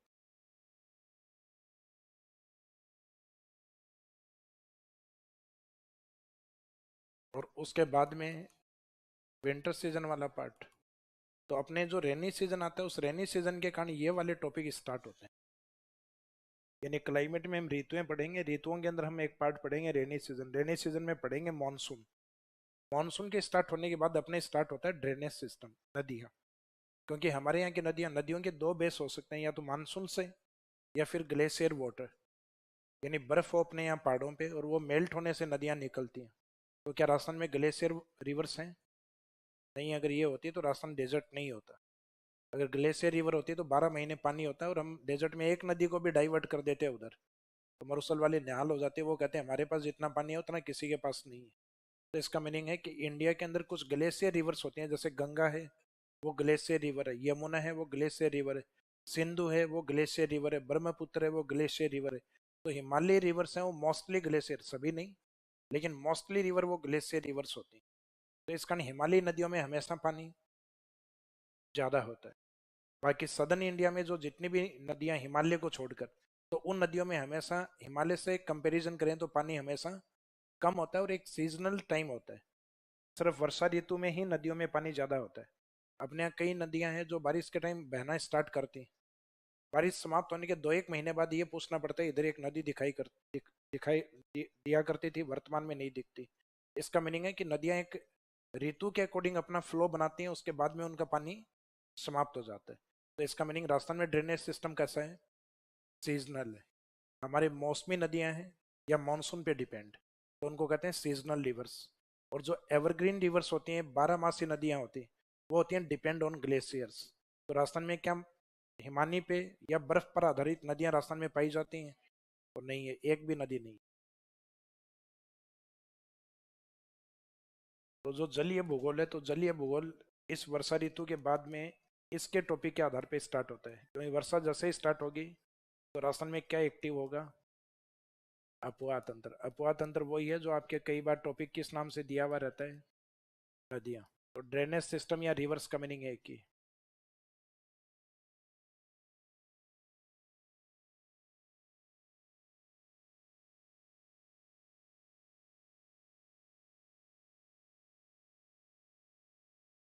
फिर जो ड्रेनेज सिस्टम होता है इस पे डिपेंड करती हैं राजस्थान में लेक्स। झील वाला टॉपिक हम पहले पढ़ेंगे इसमें। तो झीलों को देखो, डिवाइडेशन के तो बहुत सारे बेसिस हैं, निर्माण के आधार पे भी डिवाइड कर सकते हैं। लेकिन अपनी जो बुक्स हैं या अपना जो सिलेबस में मुख्यतः झीलों को वाटर नेचर के अकॉर्डिंग ही डिवाइड किया हुआ है। यानी झील में एक झील तो ऐसी हो सकती है जिसका पानी मीठा हो, जिसको हम कहते हैं fresh water lake. Fresh water lake. एक हो सकती है ब्राइन वाटर लेक, खारे पानी की झील। तो राजस्थान में वाटर नेचर पानी की प्रकृति के आधार पे दोनों ही झीलें होती है, मीठे पानी की और खारे पानी की। तो एक लेक्स वाले चैप्टर को, जो लेक्स मोस्टली जो भी पढ़ोगे आप ज़्यादातर यही लिखोगे, ये झील इस नदी पे बनी हुई है, ये झील इस नदी पे, क्योंकि ज़्यादातर आपके ड्रेनेज सिस्टम पे डिपेंड करती है। तो इन झीलों में पानी, और कई हो सकता है कि झीलों में कोई प्रॉपर नदी का नाम नहीं हो, कोई नालों से पानी आता हो, भले ही उस नाले का कोई नाम नहीं दिया गया, लेकिन वो नाला भी अपने आप में किसका पार्ट है? ड्रेनेज सिस्टम का पार्ट। जैसे अपने घर में छत जो होती है, उस छत के ऊपर जो कारीगर होता है ना, लास्ट में एक पाइप लगा के जाता है नीचे की ओर, उस पाइप को अपन यही कहते हैं ड्रेनेज, ड्रेनेज पाइप। तो इसका मीनिंग वो बारिश, छत के ऊपर जो बारिश का पानी होता है उसको किससे निकालते हैं अपन? ड्रेनेज पाइप के द्वारा। यानी जो पानी है ऊपर वाला वो नीचे। अब वो पानी आगे जाके कहाँ मिलेगा? घर के बाहर जो नाली होती है उसमें। और घर के बाहर और मोहल्ले की जो नाली है वो बाहर जाके किस में मिलेगी? बड़े नाले में। और वो नाले आगे जाके किस में मिलेंगे? और भी बड़े नाले में, जिसको हम कहते हैं नदियाँ। तो इसका मीनिंग है नदियों का निर्माण छोटे छोटे नालों से मिलके और बाद में एक बड़ा ड्रेनेज सिस्टम बनता है। तो वो ड्रेनेज सिस्टम, जो बारिश का पानी जिस मात्रा में बहता है नाली के रूप में, नाले के रूप में, नदियों के रूप में, वो सारा ही अपने आप में क्या होता है? अपवाह तंत्र। और उसी अपवाह तंत्र पे डिपेंड कौन होता है? झील। और हो सकता है हमने कोई डैम बना दिया हो, तो डैम का जो उपयोग होता है मोस्टली ड्रिंकिंग वाटर सप्लाई या इरिगेशन में होता है। तो आपके एक टॉपिक दिया गया है इरिगेशन प्रोजेक्ट के नाम से। तो ये इरिगेशन प्रोजेक्ट जो चलेंगे ये मुख्यतः डैम के रूप में या कैनाल्स के रूप में चलते हैं, बांधों के रूप में या नहरों के रूप में। तो इस पे डिपेंड लेक्स, और इसी पे डिपेंड एक टॉपिक और रहेगा, सिंचाई परियोजना, इरिगेशन प्रोजेक्ट।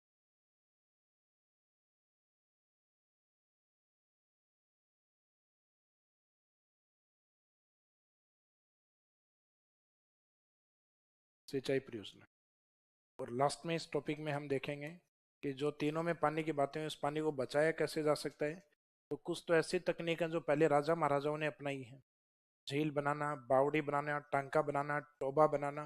तो ये सारे नाम आपके नहीं सुने हुए हैं। तो ये धीरे धीरे जब हम आगे ज्योग्राफी पढ़ेंगे समझ में आएंगे। ग्रामीण क्षेत्रों में पानी को रोकना यानी जोहड़े बनाना। और वर्तमान में, प्रेजेंट में पानी को बचाने की और टेक्निक्स अलग आ गई हैं। जैसे पानी को वृहद स्तर पे डैम के रूप में रोकना, बैराज के रूप में रोकना, या इरिगेशन के तौर पे जब पानी को बचाते हैं तो अपन ड्रिप और स्प्रिंकलर का यूज करते हैं कि प्लांट के ऊपर बूंद बूंद, या फिर ड्रिप यानी सॉरी स्प्रिंकलर यानी फवारों के द्वारा। तो बूंद बूंद या फवारा तकनीक के द्वारा भी जल को हम बचा सकते हैं। तो बचाने के तरीके दो रहेंगे, एक परंपरागत और एक आधुनिक तकनीक। तो इसका मीनिंग लास्ट वाला रहेगा वाटर कंजर्वेशन टेक्निक्स, जल संरक्षण तकनीक है।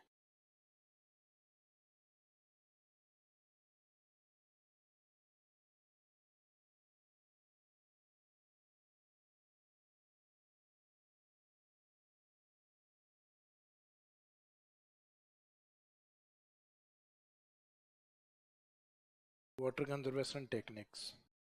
तो ये आपका जो हाइड्रोजोग्राफी है उस हाइड्रोजोग्राफी में 4 टॉपिक लिख दीजिए। लास्ट काउंटिंग कहाँ तक, 4 तक कंप्लीट हुई थी ना, तो नंबर सीरीज यहाँ बढ़ाते रहना, 5, 6, 7 और 8। तो ये बी पार्ट में आगे कंटिन्यूस नेक्स्ट टॉपिक्स है। ड्रेनेज सिस्टम यानी अपवाह तंत्र या नदियाँ। नेक्स्ट टॉपिक्स अपवाह तंत्र या अपवाह तंत्र को रिवर्स के नाम से भी लिख सकते हो, नदियाँ। फिर नदियों पे डिपेंड है नेक्स्ट आपका झीलें। फिर नदियों पे डिपेंड अपने irrigation projects.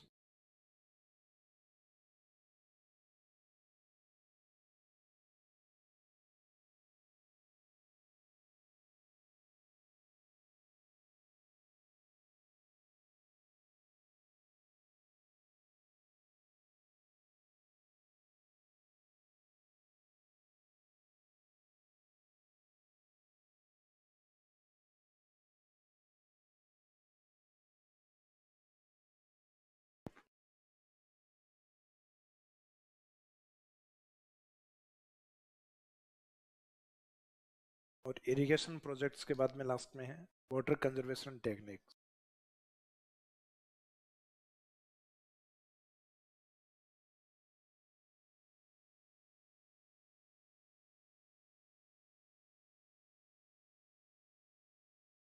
Water conservation techniques जल संरक्षण तकनीक है, जो आगे चैप्टर 2 पार्ट्स में डिवाइड होता है। परंपरागत और गैर परंपरागत ट्रेडिशनल टेक्निक्स कौन सी हैं, और जो न्यू टेक्निक्स या नॉन ट्रेडिशनल कौन सी। झील वाला भी 2 पार्ट में डिवाइड होगा आपके, एक तो फ्रेश वाटर लेक और एक ब्राइन वाटर लेक, खारे पानी की झील और मीठे पानी की झील। तो जलीय भूगोल में समझ में आ गए टॉपिक। ड्रेनेज सिस्टम पे डिपेंड है सब, नदियाँ यानी ड्रेनेज सिस्टम उस पर डिपेंड, झील उस पर डिपेंड, इरिगेशन प्रोजेक्ट, और लास्ट में पानी को बचाने की बात होगी, वाटर कंजर्वेशन टेक्निक्स। फिर इसके बाद में ज्योग्राफी का तीसरा पोर्शन, रिसोर्स ज्योग्राफी, संसाधन भूगोल।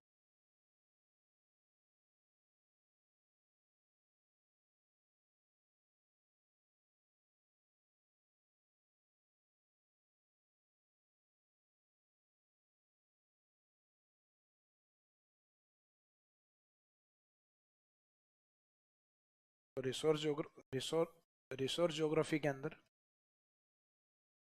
टॉपिक्स को आप जमीन पे खड़े होकर महसूस कर सकते हो क्या क्या टॉपिक हो सकते हैं। तो जैसे जमीन पे हम खड़े हैं तो अपने पाँव के जस्ट नीचे कौन सा रिसोर्स होता है, जूते नहीं बोलना है, सॉइल या मिट्टी। फिर मिट्टी के नीचे की ओर क्या पाई जाती हैं, रॉक्स या चट्टानें जमीन के अंदर, और इन चट्टानों के अंदर पाए जाने वाले प्रमुख खनिज तत्व यानी जो मिनरल्स एलिमेंट होते हैं। तो ये भी आपका एक टॉपिक दिया हुआ है। और इस मिनरल्स वाले में आपको बता रखा है कि आपको क्या पढ़ना है, मेटालिक एंड नॉन मेटालिक, धात्विक एवं अधात्विक। खनिज की 2 कैटेगरी होती हैं, मेटल्स या मेटल नहीं होगा तो इसका मीनिंग वो अधातु, नॉन मेटल, तो मेटालिक एंड नॉन मेटालिक।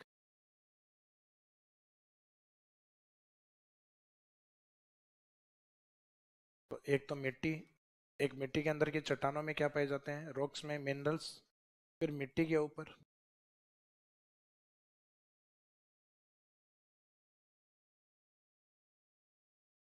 ऊपर वेजिटेशन या वनस्पति। तो राजस्थान में वनस्पति या फॉरेस्ट्री के टाइप क्या क्या है उसके बारे में पढ़ना है, कौन कौन से प्रमुख वन पाए जाते हैं, उनके संरक्षण के लिए कौन कौन से स्कीम या एक्ट बनाए गए हैं, एफोरेस्टेशन के लिए कौन कौन से स्कीम गवर्नमेंट ने जारी कर रखे हैं, यानी वृक्षारोपण के कुछ कार्यक्रम है राजस्थान में जो चल रहे हैं, तो उन प्रमुख प्रोग्राम के बारे में भी पढ़ते हैं इसमें। तो इसमें राजस्थान के फॉरेस्ट्री के बारे में पढ़ा जाता है वेजिटेशन वाले टॉपिक में। फिर जहाँ वेजिटेशन की बात होती है, वेजिटेशन से जुड़ा हुआ एक टॉपिक होता है वाइल्ड लाइफ एंड बायोडाइवर्सिटी।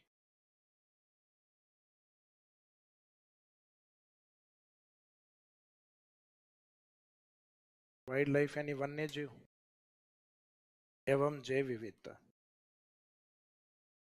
तो एक तो इसमें वाइल्ड लाइफ और बायोडाइवर्सिटी के लिए वर्तमान में क्या क्या चैलेंजेस हैं उसके बारे में पढ़ेंगे इसमें, और फिर उनके कंजर्वेशन के लिए कौन किस किस को अपनाया जाता है, यानी वाइल्ड लाइफ और बायोडाइवर्सिटी को हम किस तरीके से प्रोटेक्ट कर सकते हैं।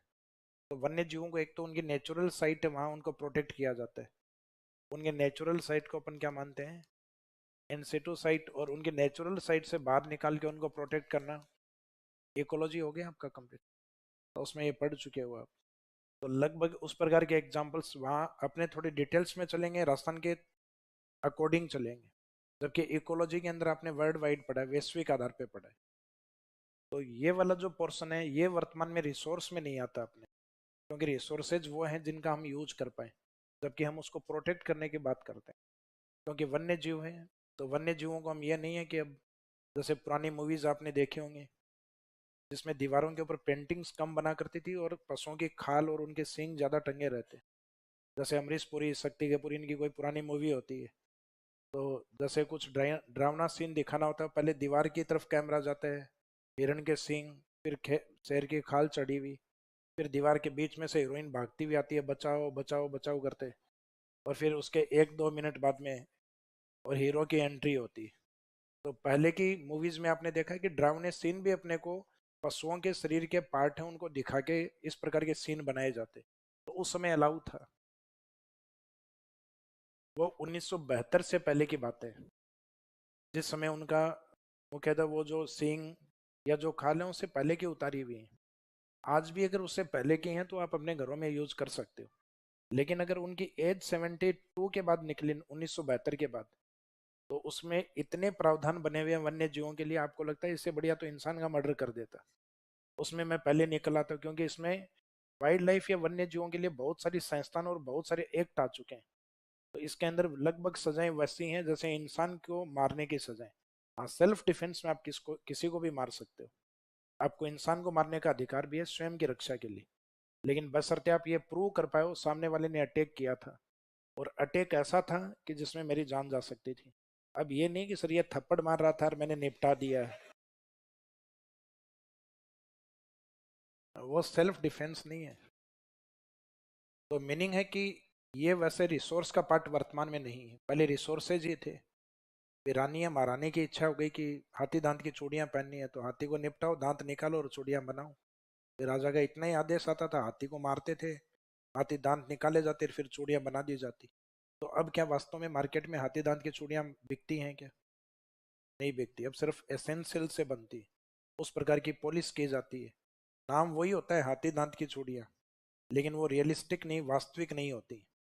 अगर कोई किसी ने खरीदी भी हो हाथी दांत से, वो चूना लगा दिया दुकान वाले ने, तो अब सिर्फ हाथी दांत नाम ही होता है, बाकी हाथी दांत की बन नहीं सकती है। क्योंकि वाइल्ड लाइफ प्रोटेक्शन एक्ट 1972 ये आप पढ़ चुके हो इकोलॉजी में, इससे भी ज्यादा डिटेल्स में पढ़ चुके हो। तो इसका मीनिंग वाइल्ड लाइफ है, उसको पढ़ेंगे हम इन टॉपिक के साथ ही, क्योंकि वाइल्ड लाइफ डिपेंड इस पे करता है, वेजिटेशन पे। बाकी देखा जाए तो वर्तमान में वो रिसोर्स में काउंट नहीं होता, वो रिसोर्स के बाहर होता है, लेकिन लिखना इन्हीं टॉपिक के साथ। तो लास्ट में कितने लिख चुके, 8।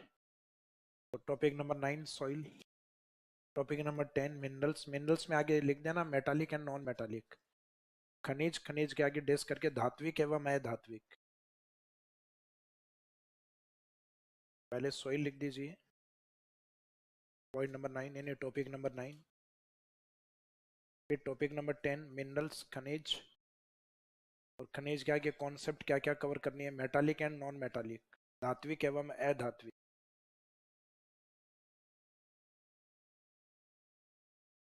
तो पहले तो जमीन पे खड़े हैं वो मिट्टी, फिर जमीन के अंदर चट्टानों में क्या मिलते हैं, खनिज, और फिर मिट्टी के ऊपर क्या मिलता है, वेजिटेशन, वनस्पति।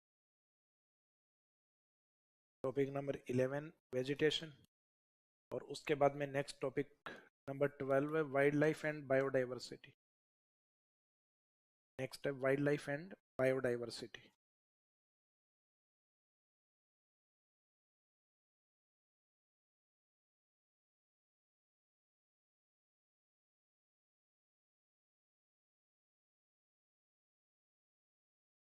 ये रिसोर्स ज्योग्राफी वाले टॉपिक आपके कंप्लीट। इसके बाद में ज्योग्राफी, लास्ट थीम आपकी इकोनॉमिक ज्योग्राफी।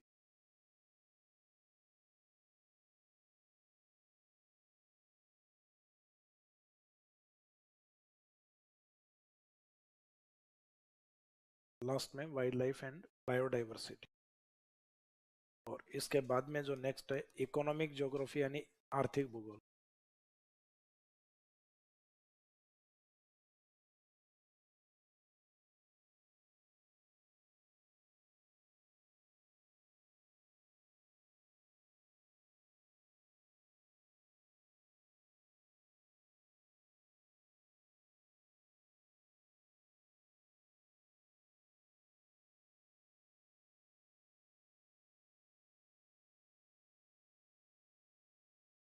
ये आर्थिक भूगोल वाला जो पार्ट है, इसमें एक बार के लिए ये मानिएगा कि हम रूरल एरिया में हैं, ग्रामीण क्षेत्र में हैं।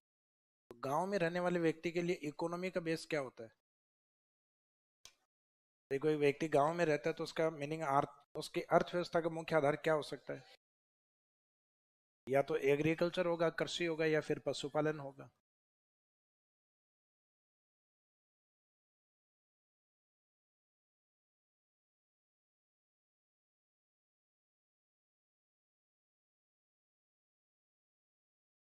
एग्रीकल्चर या लाइव स्टॉक, पशुधन या पशु संपदा। तो ये तो आपके सिलेबस से 2021 में हटा लिया है टॉपिक। तो एक तो सिलेबस में आपके ये दिया हुआ है कृषि, दूसरा पशुपालन वाला नहीं है, अदरवाइज पशुपालन भी था। फिर आपकी इच्छा हुई कि नहीं गांव में नहीं रहना, अब तो शहर में शिफ्ट होंगे। तो अर्बन एरिया में आप या तो इस कंडीशन पे आओगे, या तो कोई सर्विस लग गई है। तो सर्विस लग गई, इसका मीनिंग आप सेवा क्षेत्र में आ गए हो। तो सेवा से अपने कोई टॉपिक नहीं दिया हुआ ज्योग्राफी, वो इकोनॉमी में आते हैं आपके सर्विस या सेवा वाले टॉपिक। या फिर हो सकता है कि आपने एजुकेशन इतनी नहीं ले रखी है कि आप शहर में कहीं सर्विस या सेवा दे पाओ, तो आप इंडस्ट्रीज में काम करते हो, धीरे धीरे अपनी स्किल्स को डेवलप करते हो, और एक मजदूर की तरह और एक निश्चित जो भी फैक्ट्री में जहाँ काम मिलता है उसमें काम स्टार्ट करते हो। तो अगर आप शहर में शिफ्ट होते हो तो सर्विस के बाद पहली प्राथमिकता तो जनरली वो लोग ज़्यादा शिफ्ट होते हैं जो सर्विस में होते हैं। लेकिन फिर सर्विस नहीं लगे तो इसका मीनिंग व्यक्ति किसी न किसी इंडस्ट्रीज में काम करेगा। तो ग्रामीण क्षेत्र से जैसे ही आप शहर में शिफ्ट होते हो तो किस पे डिपेंड रहोगे आप? इंडस्ट्रीज या उद्योग के ऊपर।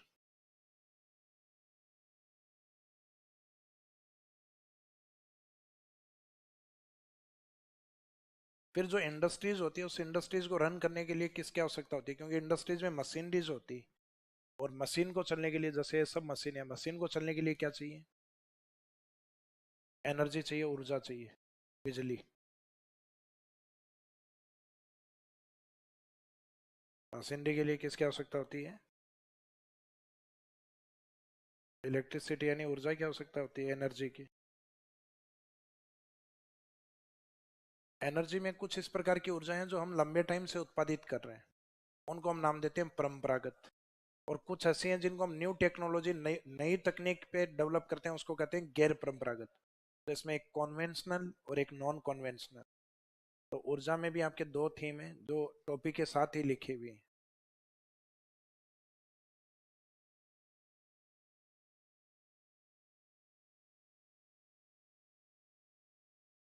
दूसरे में टाइटल पहले ये लग जाएगा, नॉन आगे एज इट इज ये आएगा कॉन्वेंशनल।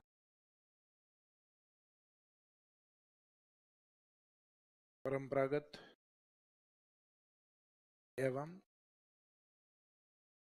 गैर परंपरागत। आगे शब्द पूरा वही लिखना, गैर के आगे वापस वही लिखना, परंपरागत। तो परंपरागत एवं गैर परंपरागत। इसके बाद में ग्रामीण क्षेत्र में तो कृषि कर रहे थे, शहर में आके क्या करने लगे? इंडस्ट्रीज में काम। और इंडस्ट्रीज किससे चलती है? एक तो एनर्जी से और एक मैन पावर से। मैन पावर यानी भाई इंडस्ट्रीज में मशीनरी को चालू करने के लिए, बंद करने के लिए, उत्पादों को पैक करने के लिए किसकी आवश्यकता होती है? इंसान की। इंसान यानी मैन पावर, ह्यूमन रिसोर्सेज।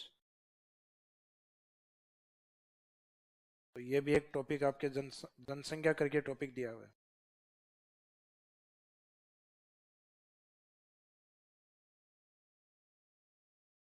जिसमें अपने को डेमोग्राफिक करेक्टरिस्टिक्स यानी जनांकी की विशेषताओं के बारे में पढ़ना होता है।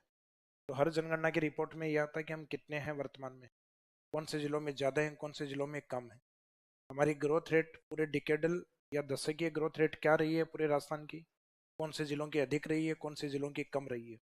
राजस्थान का सेक्स रेशियो है जनगणना में कितना रहा है, लिंगानुपात कौन से जिलों का अधिक रहा है, कौन से जिलों का कम रहा है। पूरे राजस्थान की एवरेज लिटरेसी रेट क्या रही है, मिनिमम कौन से जिलों में, मैक्सिमम कौन से जिलों में। तो ये लगभग 7-8 डेटा इसमें कवर करने होते हैं, जनसंख्या को लेके, ग्रोथ रेट को लेके, डेंसिटी को लेके, लिटरेसी रेट को लेके, शेड्यूल कास्ट और शेड्यूल ट्राइब्स को लेके, अर्बन रूरल पॉपुलेशन को लेके, मुख्यतः राजस्थान के अंदर रिलीजियस जो कंपोजिशन, धार्मिक संगठन है उसको लेकर। तो अलग अलग डेटा चलते हैं इसके अंदर पॉपुलेशन वाले टॉपिक के अंदर। और ये जनसंख्या जो उद्योग में काम कर रही है, कृषि कर रही है, वो धीरे धीरे अपनी आमदनी प्राप्त करती है, पैसा प्राप्त करती है इनमें काम करके। और उस पैसे आने के बाद में वो क्या करते हैं, इन्वेस्टमेंट करेगा किस में, पहली आवश्यकता तो रोटी कपड़ा मकान, इन तीन चीजों में। उसके बाद में हो सकता है गाड़ी ले आए, लाडी ले आए, और ये सब आने के बाद फिर वो क्या करेगा, उसके बाद में वो घूमना स्टार्ट करता है। और घूमना एक टॉपिक है अपने टूरिज्म करके, पर्यटन। तो इसका मीनिंग व्यक्ति इन सब में कमाने के बाद फिर किसके सोचता है, टूरिज्म के, पर्यटन के। पर्यटन भी अपने लिए भी आमदनी का सोर्स है, और हम कहीं और जाते हैं तो हम भी किसी के लिए आमदनी का सोर्स या स्रोत हो सकते हैं।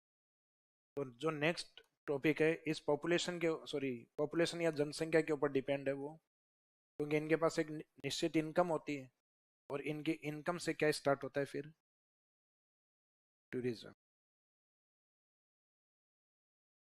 जिसमें टूरिज्म साइट्स आपके जो सिलेबस में दिए हुए हैं, tourism circuit and sites.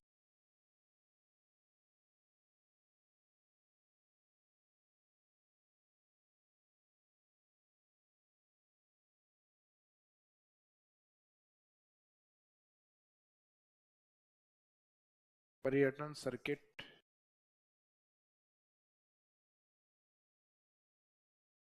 Circuit को हिंदी में परिपथ बोलते हैं, तो उसको गलती से परिवहन मत पढ़ लेना। एवं स्थल, यहाँ जो सर्किट शब्द अपन ने यूज किया है, फॉर एग्जाम्पल आप राजस्थान के अंदर एक एरिया को विजिट करने के लिए गए, इस वाले एरिया में हाड़ौती की तरफ, हाड़ौती की तरफ विजिट करने का मीनिंग है कि आप कोटा, बूंदी, बारा और झालावाड़, इन जिलों में विजिट करके आओगे।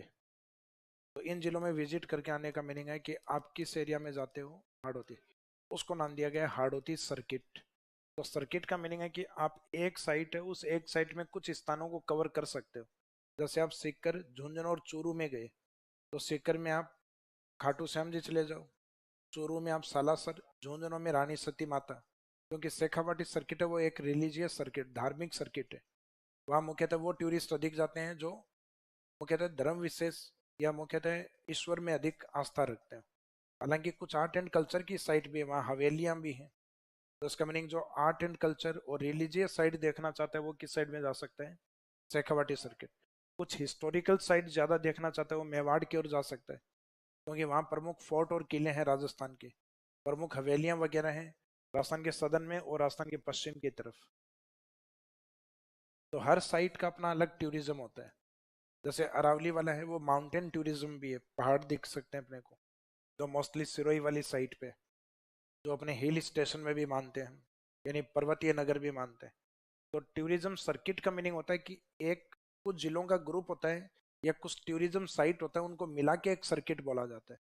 जैसे अपने इलेक्ट्रिसिटी में पढ़ते हैं ना कि ये वाला जो सर्किट या परिपथ है ये इस जगह से जाता है, तो सेम वैसे सर्किट कुछ पॉइंट्स को मिला के सर्किट बोलते हैं। तो राजस्थान में अलग अलग थीम के अलग अलग सर्किट बने हुए हैं, तो उन सर्किट्स के बारे में पढ़ेंगे एक तो। दूसरा है साइट। तो साइट वो जगह होती है जहाँ घूमते हैं, और ये जगह तीन थीम पे होती हैं। एक तो ज्योग्राफिकल साइट होती है, एक कल्चरल साइट होती है, एक हिस्टोरिकल साइट होती है। आप लास्ट टाइम जिस भी जगह घूम कर आए थे वो इन तीन में से एक थी। या तो जिस जगह आपने विजिट की उसका कोई कल्चरल इंपॉर्टेंस था, धार्मिक महत्व था, सांस्कृतिक महत्व था, या उसका कोई हिस्टोरिकल इंपॉर्टेंस था, या उसका कोई ज्योग्राफिकल इंपॉर्टेंस। इनके अलावा कोई साइट होती ही नहीं है घूमने के लिए। इन तीन में से ये तीन ही साइट होती है, और ये साइट आपके तब कवर होती हैं जब आपके तीनों सब्जेक्ट कंप्लीट होते हैं। राजस्थान ज्योग्राफी जिस दिन कंप्लीट हो जाएगी उस दिन ज्योग्राफिकल साइट कंप्लीट हो जाएंगी आपकी। कल्चरल साइट आपकी उस दिन कंप्लीट होगी जिस दिन आपका आर्ट एंड कल्चर कंप्लीट हो जाएगा, और जिस दिन आपकी राजस्थान की हिस्ट्री कंप्लीट हो जाएगी उस दिन हिस्टोरिकल साइट कंप्लीट हो जाएंगी। क्योंकि राजस्थान में जो पुरातात्विक स्थल या सभ्यता स्थल होते हैं, जो सिविलाइजेशन होती हैं, वो भी टूरिज्म साइट होती है। क्योंकि उन साइट पे वो जाते हैं जो हिस्ट्री से ज़्यादा अट्रैक्ट होते हैं।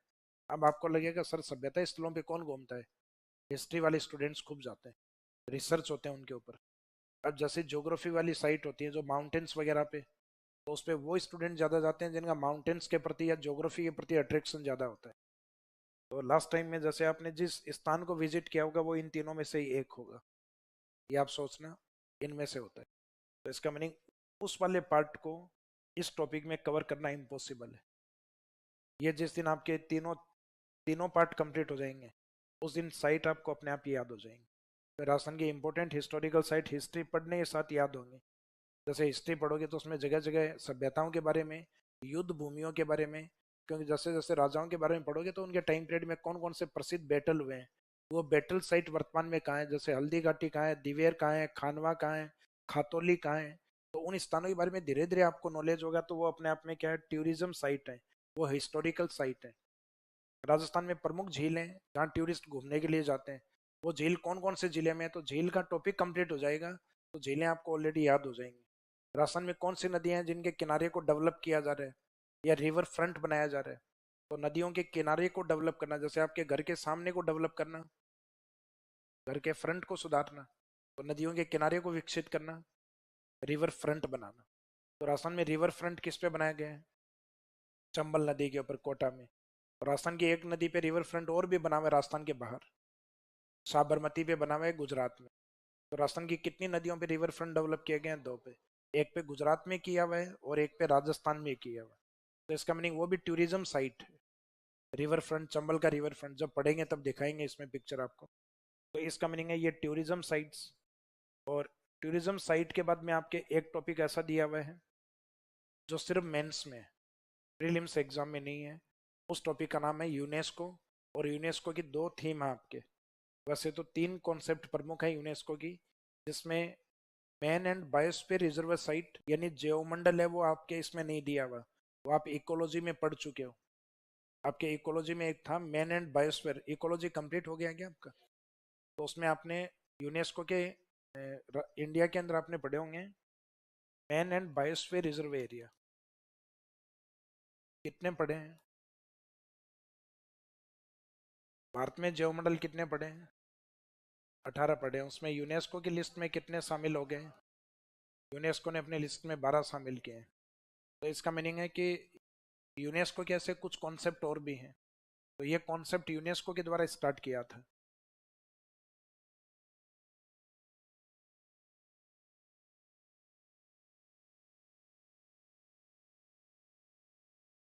यूनेस्को कॉन्सेप्ट या यूनेस्को संकल्पना, जिसमें एक तो जियो पार्क या भू पार्क और एक है जियो हेरिटेज।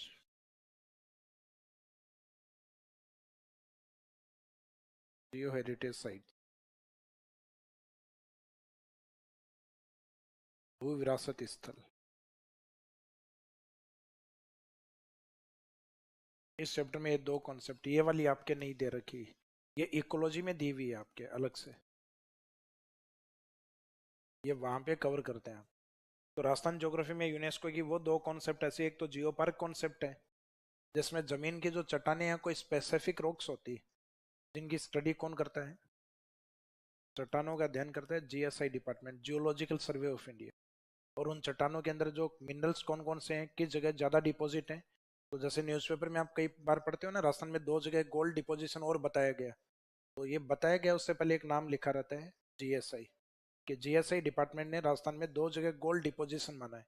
तो जियोलॉजिकल सर्वे के अकॉर्डिंग जो स्पेसिफिक रॉक्स हों, जो यूनिक एंड यूनिफाइड हो, जो विश्व में अपने आप में एकल और एकीकृत, यानी उस प्रकार के एग्जाम्पल बहुत रेयरिस्ट होने चाहिए, उस प्रकार की चट्टानों के एग्जाम्पल। तो वो चट्टाने या वो एग्जाम्पल्स किस में काउंट होंगे, जियो पार्क में। तो जियो पार्क में कौन सी साइट होती है, समझ में आए, जियोलॉजिकल साइट, यानी जो भू वैज्ञानिक महत्व रखती हो और वर्ल्ड वाइड अपने आप में यूनिक और यूनिफाइड हो, एकल और एकीकृत, यानी उसके एग्जाम्पल्स और जगह मिले लेकिन वो रेयरिस्ट होने चाहिए, बहुत कम एग्जाम्पल होने चाहिए। तो उनको हम किस कॉन्सेप्ट में ले सकते हैं, जियो पार्क। और जियो हेरिटेज साइट ऐसी होती हैं जिसमें हम कल्चरल साइट को भी ले सकते हैं, कुछ सांस्कृतिक स्थानों को भी ले सकते हैं, इसमें कुछ हम नेचुरल साइट या प्राकृतिक स्थानों को भी काउंट कर सकते हैं, कुछ एब्स्ट्रैक्ट आर्ट या अमूर्त कलाओं को भी ले सकते हैं। जैसे कल्चरल के एग्जाम्पल, राजस्थान हिस्ट्री कंप्लीट हो गया आपका, आर्ट एंड कल्चर। तो आर्ट एंड कल्चर में आप पढ़ोगे राजस्थान में जंतर मंतर सुना आपने, तो वो जंतर मंतर यूनेस्को की सूची में शामिल है, वो इसमें शामिल है जियो हेरिटेज साइट में। उस जंतर मंतर जो 2010 में शामिल है, वैसे ही 2013 में राजस्थान के 6 फोर्ट और शामिल किए गए थे, जिसमें अपने आमेर, रणथंभौर, कुंभलगढ़, जैसलमेर फोर्ट, गागरोन फोर्ट, और एक और, नहीं मेरान कोट नहीं है। 6 हो गए क्या, मैंने शायद बोल दिए होंगे एक, एक चित्तौड़गढ़ फोर्ट, हाँ वेरी गुड। तो ये 6 फोर्ट उसमें शामिल। और 2019-13 के बाद में 6 फोर्ट, और 19 में जाके जयपुर की जो मार्केट वाली जो 4 दीवारी है, जिसको हम कहते हैं जयपुर परकोटा, तो जयपुर परकोटे को भी काउंट किया गया है।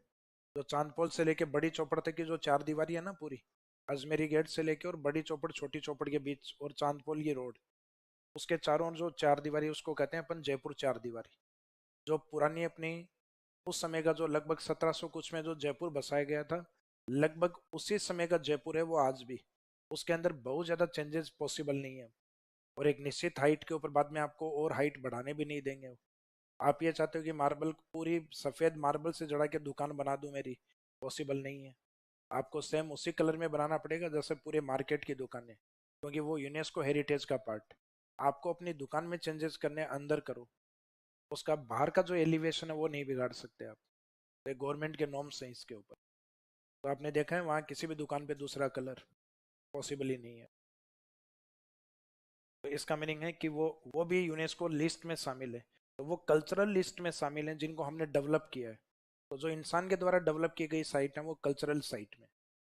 जो नेचुरल डेवलप हुई है प्राकृतिक तौर पे, जैसे केवला देव, साइबेरिया से सारस का आना, साइबेरियन क्रेन का आना। तो साइबेरियन सारस को क्या हम पकड़ पकड़ के लाते हैं कि भरतपुर आना, तो इसका मीनिंग वो नेचुरली अपने आप आता है, यहाँ ब्रीडिंग करके प्रजनन करके वापस चला जाता है, दिसंबर के आसपास आता है। और फिर दिसंबर जनवरी फरवरी मार्च बच्चे देख के, और बाद में बच्चे थोड़े बहुत इतने बड़े हो जाते हैं कि उड़ के वापस जा सकते हैं।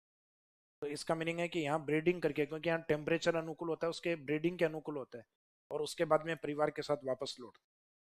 तो वो अपने आप में एक नेचर ऐसा है जिसके कारण ऐसा होता है। तो इसके अंदर मानव जिम्मेदार नहीं। हमने तो सिर्फ उस एरिया को प्रोटेक्ट किया, वन नेशनल पार्क बना रखा है उसको। फिर एक एब्स्ट्रैक्ट आर्ट, अमूर्त कलाएं, कुछ इस प्रकार की कलाएं जो समाप्ति के कागार पे हैं या यूनिक है अपने आप में। तो उन कलाओं में से एक कालबेलिया नृत्य, जिसकी प्रमुख नृत्यांगना गुलाबो। तो इसका मीनिंग वो एब्स्ट्रैक्ट आर्ट होती है जो स्थापित नहीं होती कहीं। अब कोई आके पूछे हमसे कालबेलिया नृत्य कहाँ है, कहाँ स्थित है, तो कहीं स्थित नहीं है। और कोई पूछे कि कहाँ दिखेगा, कि गुलाबो नाचेगी तब दिखेगा, या कोई गुलाबो की तरह नाचे तो दिखेगा। तो इसका मीनिंग उनको अमूर्त कलाएं कहते हैं जिनके कोई फेस नहीं होती, स्टेबिलिटी नहीं होती। जैसे कल को ये मान लो कि राजस्थान की गायकी का एक लहजा होता है मांड गायकी, तो मांड गायकी को इसमें शामिल कर लें। और कोई आके पूछे राजस्थान में जगह जगह की मांड गायकी कहाँ स्थित है, तो कहीं स्थित नहीं है, लोगों के कंठ में है। गाने का एक लहजा होता है मांड गायकी। अब वो चाहे बीकानेर का व्यक्ति गा दो, जैसलमेर का गा दो, चाहे बाड़मेर का गा दो, तो सिर्फ वो, हालांकि वो प्रचलित राजस्थान के बॉर्डर की तरफ है पश्चिम में, लेकिन मांड गायकी कहीं कोई स्थित थोड़ी ना है। तो इसका मीनिंग उसका फेस नहीं है, जिसके फेस नहीं होते उसको क्या कहते हैं, अमूर्त, यानी जिसकी मूर्त नहीं हो, तो वो होते हैं एब्स्ट्रैक्ट आर्ट में। तो एब्स्ट्रैक्ट आर्ट में एक काउंट है कालबेलिया नृत्य, तब से काउंट है जब से जंतर मंतर 2010 से। तो इसका मीनिंग ये वाली जो साइट होती है कौन सी होती है, समझ में आ गई। 3 कॉन्सेप्ट पे होती हैं, cultural site, natural site and abstract art. और इसमें कौन सी साइट होती है जियो पार्क में, जियोलॉजिकल साइट, भू वैज्ञानिक महत्व वाली साइट या स्थान। तो इसमें एक तरीके से चट्टानों को महत्व ज्यादा दिया जाता है इसमें। और इसमें 3 तरीके की साइट को, कल्चरल साइट को, नेचुरल साइट को और एब्स्ट्रैक्ट आर्ट को, इन तीनों को महत्व दिया जाता है। तो ये टॉपिक सिर्फ आपके मेंस में है, तो ये लास्ट में एक टॉपिक लिख देना और ब्रैकेट में लिख देना ओनली आर एस मेंस। ये प्रीलिम्स में नहीं पढ़ना होता। टॉपिक का नाम है यूनेस्को संकल्पना।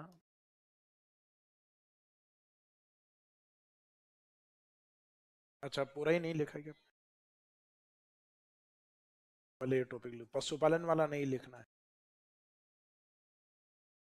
इकोनॉमी ज्योग्राफी में एग्रीकल्चर, गांव में है तब एग्रीकल्चर, शहर में शिफ्ट होते ही इंडस्ट्रीज, उद्योग, फिर उद्योग को चलाने के लिए एनर्जी रिसोर्सेज, एक तो ऊर्जा वाले, और उसके बाद में मैन पावर यानी पॉपुलेशन। तो एनर्जी वाले में आगे डेस्क करके लिख देना कॉन्वेंशनल एंड नॉन कॉन्वेंशनल, परंपरागत एवं गैर परंपरागत।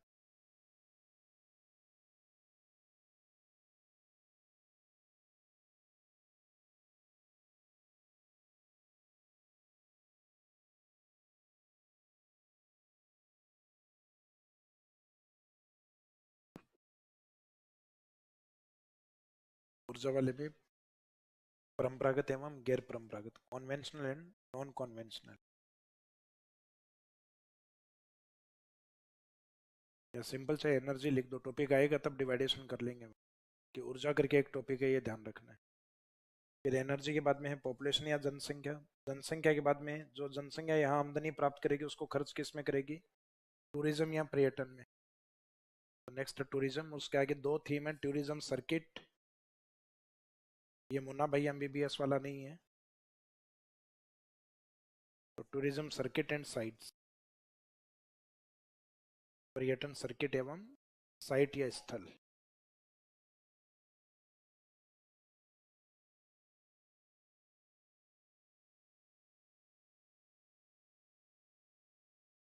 और एक लास्ट टॉपिक आपके चैप्टर नंबर 18 है ना,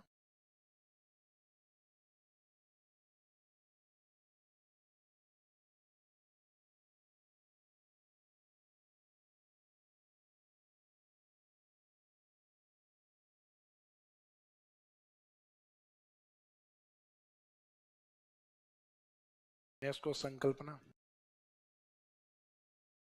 जिसमें दो थीम है संकल्पना में, एक तो जियो पार्क,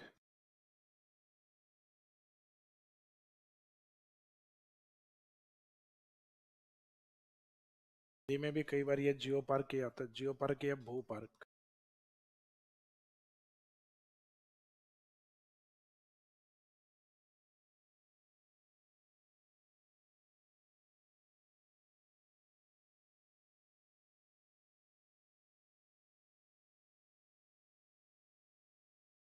नेक्स्ट है जियो हेरिटेज साइट, दूसरा भू विरासत स्थल, जियो हेरिटेज साइट।